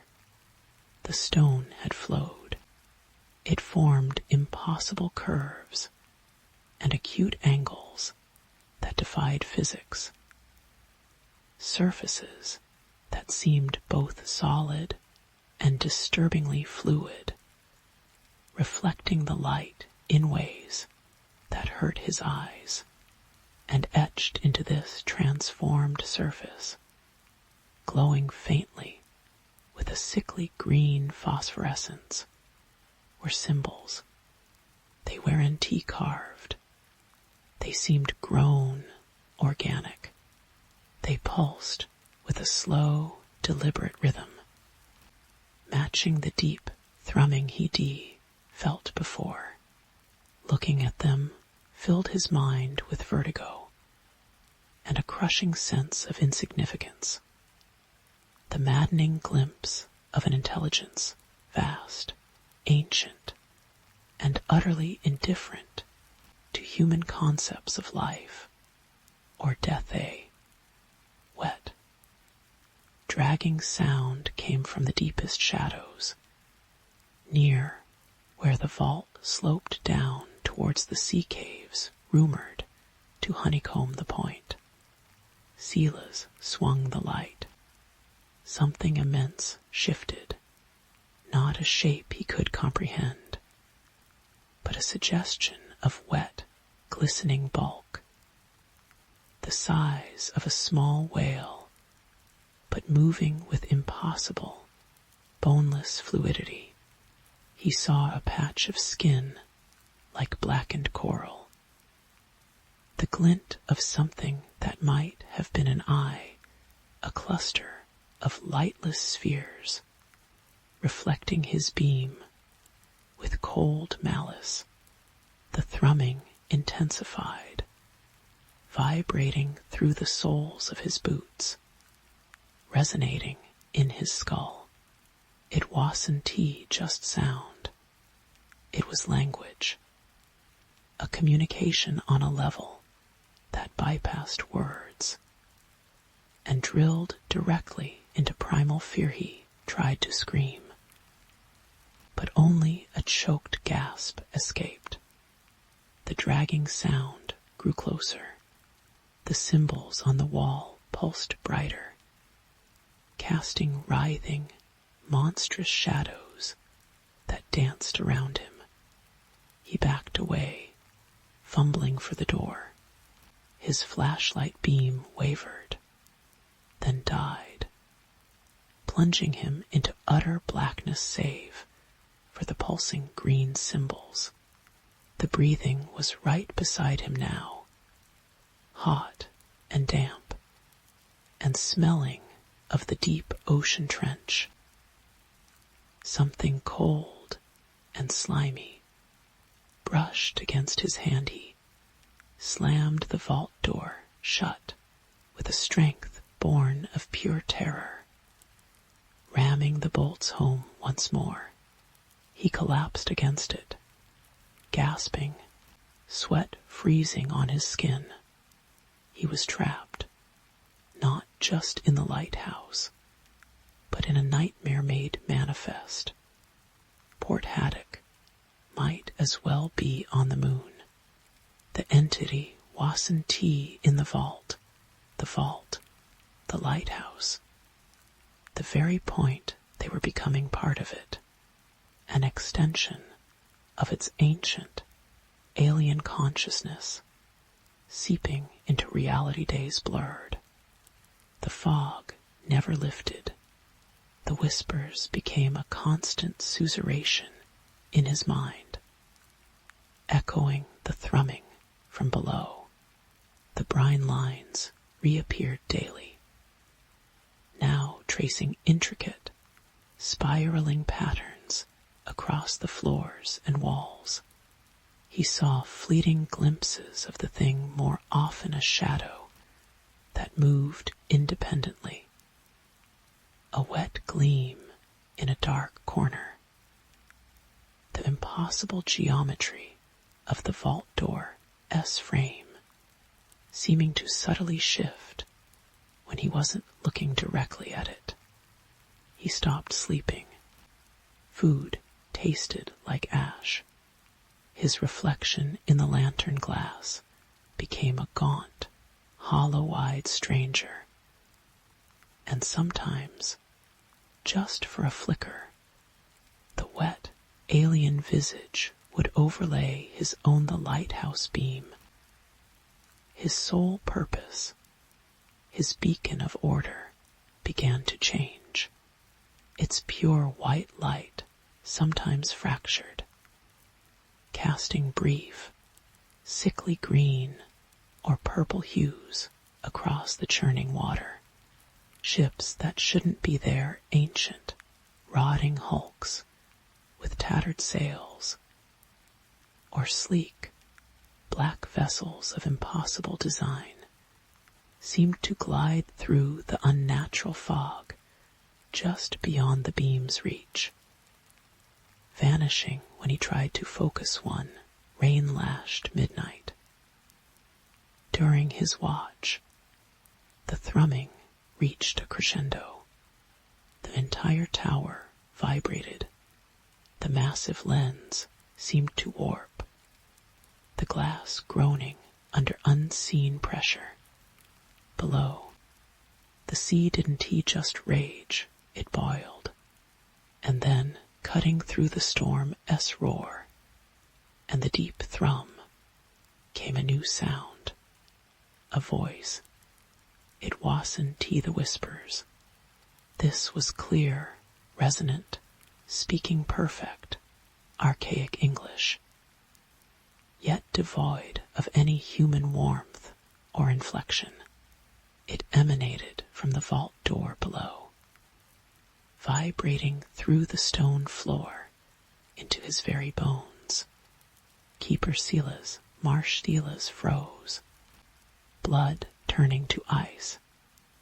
Your vigilance is noted, your isolation appreciated. The voice held a terrible amusement, the sound of continents grinding together. This place was chosen, anchored. We have tasted the edges of your world through the cracks you call sea. Now we require a custodian, a focal point. You have been observed. You are suitable horror, deeper and more profound than anything before, washed over Sila's. It wasn't he just haunting him. It was selecting him. The loneliness, the isolation he thought was his burden. It had been a prerequisite. The subtle manifestations weren't just intimidation. They were acclimatization, a slow rewiring of his reality to accept the impossible. Escape wasn't impossible. It was irrelevant. He wasn't a prisoner. He was being assimilated, promoted to caretaker of a nightmare. The light must change.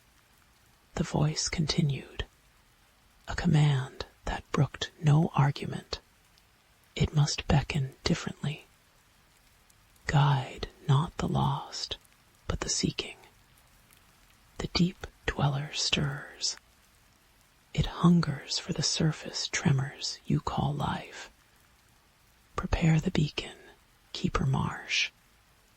Prepare yourself. The voice faded, leaving only the storm and the relentless thrumming. Silas looked out at the chaotic sea, the lighthouse beam, sweeping its arc, suddenly flared a deep, malevolent purple. In its brief illumination, he saw them, shapes, vast, indistinct, yet undeniably moving in the depths, rising slowly, drawn towards the altered light. Hundreds, thousands, ancient things waking from eons of slumbery stumbled back from the window, his breath coming in ragged gasps. He looked at the brass housing of the lens. His reflection stared back, eyes wide with dawning, inescapable horror. But beneath his own features, clearer now, etched into the very surface of the brass like a watermark, was the suggestion of wet, leathery skin and lightless eyes. It wasn't an overlay anymore. It was emerging. The chill near the vault door wasn't just cold air. It was the breath of the abyss, seeping through the stone, becoming part of the tower's atmosphere, becoming part of him. The whispers in his mind solidified into a single, chilling certainty. He would keep the light. He would change it. He would beckon the deep dweller and its kin, not because he wanted to, but because he no longer had a choice. The entity wasn't just outside the door. It was in the walls. It was in the sea. It was in the light. And it was settling, with ancient, terrible patience, into the hollow spaces of Sela's marsh as soul. The keeper was becoming the kept. The lighthouse wasn't a sanctuary. It was a feeding ground, and he was the lure. The purple beams swept the ocean again, and Silas knew, with bone-deep dread, that somewhere in the crushing darkness below, countless eyes, ancient and hungry, had turned towards Gull's Point, towards him. The vigil had only just begun, and it would last an eternity. Story 8. The silence of the house wasn't peaceful. It was the thick, cloying quiet of a held breath.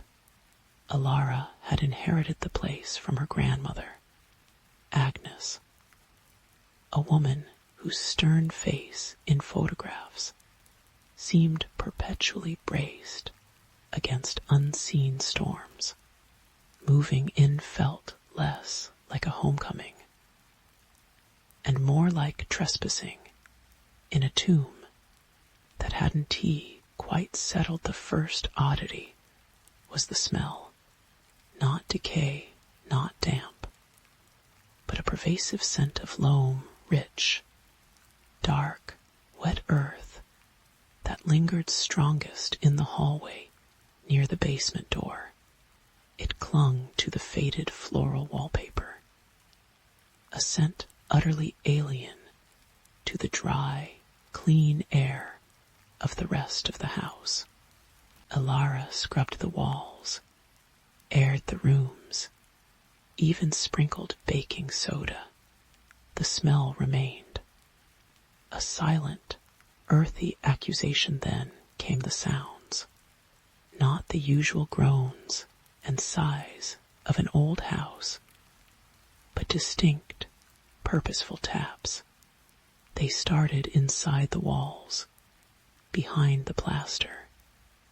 A rhythmic tap, tap, tap, like a fingernail, testing its strength. Sometimes, late at night, it would shift to a slow, deliberate scrape, like something heavy being dragged across the bare floorboards of the room directly above her head. Except there was no room above her bedroom, just the attic, locked and dusty. Alara, pragmatic to a fault, blamed the pipes, the settling foundation, squirrels in the eaves. She was exhausted, grieving Agnes in her own quiet way. And the house felt like a physical manifestation of that grief-heavy, oppressive, demanding. She ignored the cold spots that seemed to drift like fog through the rooms. The way shadows sometimes pooled unnaturally thick in corners. Resisting the weak winter sun, the dreams began subtly. Fragments. The sensation of falling through deep, cool earth. The muffled sound of crying, impossibly distant. Then, one night, it crystallized. She stood in a vast, dark space, the air thick and smelling overwhelmingly of that loamy scent. Before her, embedded in the earthen wall, was a face, Agnes' face, but not as Alara remembered her. This Agnes was terrified, her mouth stretched in a silent scream, her eyes wide, unblinking pools of black, her skin wassantee skin. It was root and stone and packed earth. She was part of the wall, and her lips began to move, shaping a single word over and over. Mine. Alara woke gasping, her sheets damp with cold sweat, the taste of dirt thick on her tongue. The tapping in the wall was frantic, insistent. Tap, tap, tap, tap, tap, tap. Rationality began to fray. She found herself staring at the basement door for minutes at a time, her hand hovering over the cold brass knob. The smell of earth was stronger than ever, almost sweetly rotten beneath its initial richness. One afternoon, while searching for a misplaced box of Agnes' old books, she noticed something odd about the hallway wallpaper near the basement door. A section about the size of a dinner plate looked wrong, not torn or stained, but subtly different.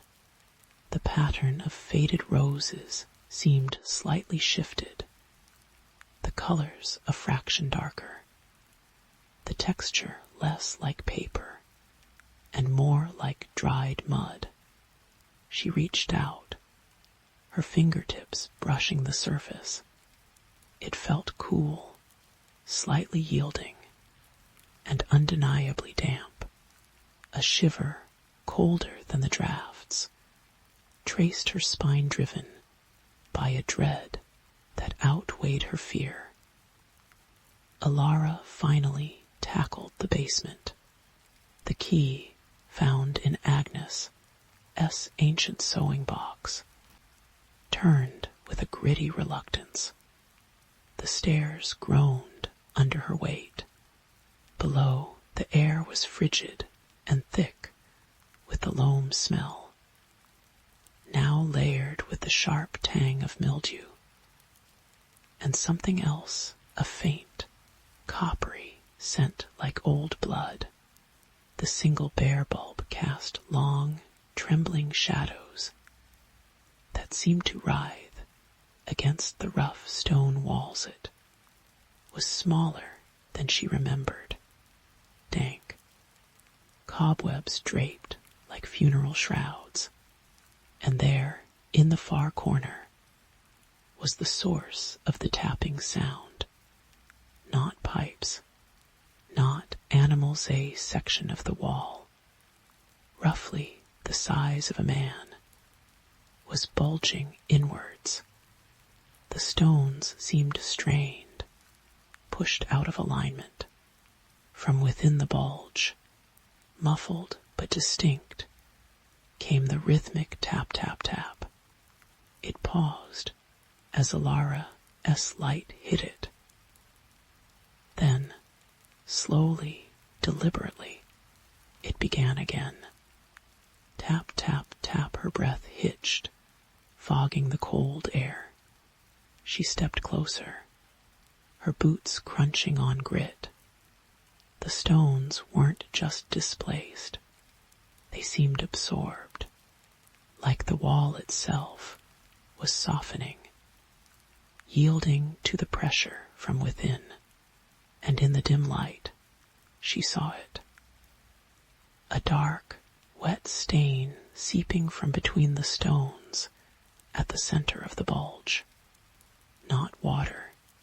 It was viscous, almost black, and it smelled overwhelmingly of that sweet-trodden earthy wave of dizziness washed over her. Images flashed. Agnes S. terrified earthen face in the dream, the word mine shaping on her lips. A memory surfaced, sharp and unbidden. Agnes, years ago, frail but fierce, gripping Alara's arm with surprising strength. This house is built on promises, girl. Old promises, blood and bone promises. Never forget the foundation. Alara had dismissed it as the rambling of an old woman panic, cold and sharp, clawed at her throat. She stumbled back, scrambling up the stairs, slamming the basement door shut, locking it. She leaned against it, heart hammering against her ribs, the frantic tapping echoing up through the wood. Vibrating against her back sleep was impossible. Every creak, every sigh of the wind was the scrape, the tap, the desperate push from below. She pulled out Agnes's old steamer trunk, the one she avoided, beneath moth-eaten blankets and faded dresses. She found a small, leather-bound journal, its pages brittle and yellowed. Agnes's handwriting, usually precise, was frantic, spidery. The entries were disjointed, terrified. October 12th, 1947. The dampness spreads, not on the walls, but in them, like the house is weeping from the inside. Father says it's just the season. He doesn't hear the scratching equals. November 3rd, 1947. Found mud on the kitchen floor. No footprints, just there. Smells like the grave, told Mother. She paled, crossed herself, said hush. Child, it has the price. It always hungers. Price for what? December 1st, 1947. The voices, whispering from the basement walls. Not words, just longing. A terrible, empty longing. It knows my name February 18th, 1948. It showed me. In a dream. Grandfather Elias. He wasn't lost in the war. Yes, down there. Part of the wall. His face, oh God. His face. It said he volunteered. For the land. For the house. To make it strong. Blood and bone for stone, it whispered. Is this our legacy? March 3rd. 1948. It wants more.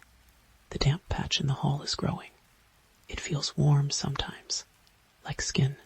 Mother 1T, look at it. Father drinks. I hear him crying at night. The tapping hasn't stopped. It has learning equals undated. It offered me peace, freedom. All I have to do is open the door. Let it in properly. It promises it 1T hurt. It lies. It always lies. But the longing it has in my bones now too. Like a song I can. T forget. Mine. It whispers mine the journal fell from Alara S. numb fingers. The foundation. Agnes S. cryptic warning. Grandfather Elias. Not lost, but given. Sacrificed to the hungry earth beneath the house. A blood and bone promise to make the land fertile. The walls strong. A generational pact. And Agnes, she resisted. But the house, the thing within it, had claimed her slowly, insidiously. Was her death natural? Or had the hunger finally won? The tapping started again. Not frantic now. Slow. Patient. Tap, tap, tap, coming from the hallway wall this time. Right where the damp, wrong-feeling patch was Alara stood. Her legs trembling, she walked towards the hallway, drawn by a morbid fascination that warred with pure terror. The patch was larger now, easily the size of a door. The wallpaper pattern was completely gone, replaced by a dark, moist surface that glistened faintly in the weak light. It pulsed very slightly, like a slow heartbeat as she stood before it. The copper scent of old blood grew stronger, mixing with the loam. The surface wasn't just damp earth. It was fleshy, veined with dark threads, faintly translucent in places. It reminded her of a placenta, raw and vital. The tapping stopped. Silence descended, heavier than before then, slowly. A shape began to press outwards from the center of the moist bulge. Not a fist, not a tool. It was the unmistakable outline of a hand, fingers splayed, pressing against the yielding membrane from the other side. It was large, masculine, the knuckles pronounced. Grandfather Elias. Alara choked back a sob. This was the foundation. This was the price. The house wasn't just haunted. It was alive, sustained by the family it consumed. Agnes hadn't just died. She'd been absorbed, returned to the hungry earth. And now, the pact demanded renewal. The house, sensing her presence, her lineage, her grief, was calling its due. The hand pressed harder. The fleshy membrane stretched, thinning, becoming almost translucent. Through it, Alara didn't see stone or dirt. She saw swirling darkness, deep and cold, and within it, glints like distant, malevolent stars, and she felt it. Not sound, but a pressure in her mind, a vast, ancient hunger, a longing so profound it felt like a physical ache in her own chest. It didn't speak words. It communicated in raw sensation. Emptiness, need, and the crushing weight of inevitability. Mine. A terrifying understanding bloomed within her. cold and absolute. This wasn't just happening to her. She was part of it. Her blood, her bone, her very life force was the currency of this awful legacy. The damp patch on the wall, the loam smell, the whispers in her dreams, they weren't just signs of the house's hunger. They were signs of her connection to it. Agnes's resistance had only delayed the inevitable. The foundation demanded sustenance, and she was the last of the line the membrane thinned further. The hand was almost through, fingertips dark and slick, with that viscous black fluid breached the surface. They flexed, exploring the air of the hallway. Alara didn't scream. A strange calm, icy and detached, settled over her. The frantic terror was gone, replaced by a hollow certainty. Running was pointless. The house was in her blood now, quite literally. She could feel a strange dampness beneath her own skin, a coldness seeping into her marrow. The scent of loam wasn't just in the hallway. It was on her breath. She looked down at her own hands. In the gloom, the skin on her knuckles looked strangely dark, rough. She scratched at it. A small flake came away, revealing not pink flesh, but something damp and dark beneath. Like packed earth, the revelation wasn't shocking. It felt like confirmation. The horror wasn't just outside. It was inside her. The house wasn't claiming her. It was revealing her. She was the foundation. The next layer in its terrible, ancient structure. Agnes's sacrifice had bought time, but not freedom. The hunger was eternal, and her blood was the seal. The fingertips in the wall twitched, then curled, beckoning her closer, not menacingly, invitingly, like welcoming family. The tapping started again, not on the wall this time. Tap, tap, tap. It came from within her own chest, a slow, deliberate echo against her ribs.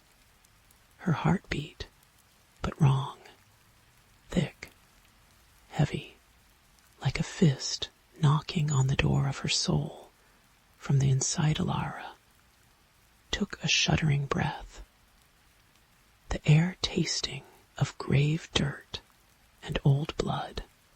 She looked at the almost breached membrane, at the dark hand reaching from the swirling void beyond, then down at her own hands, where the damp darkness was spreading beneath her skin.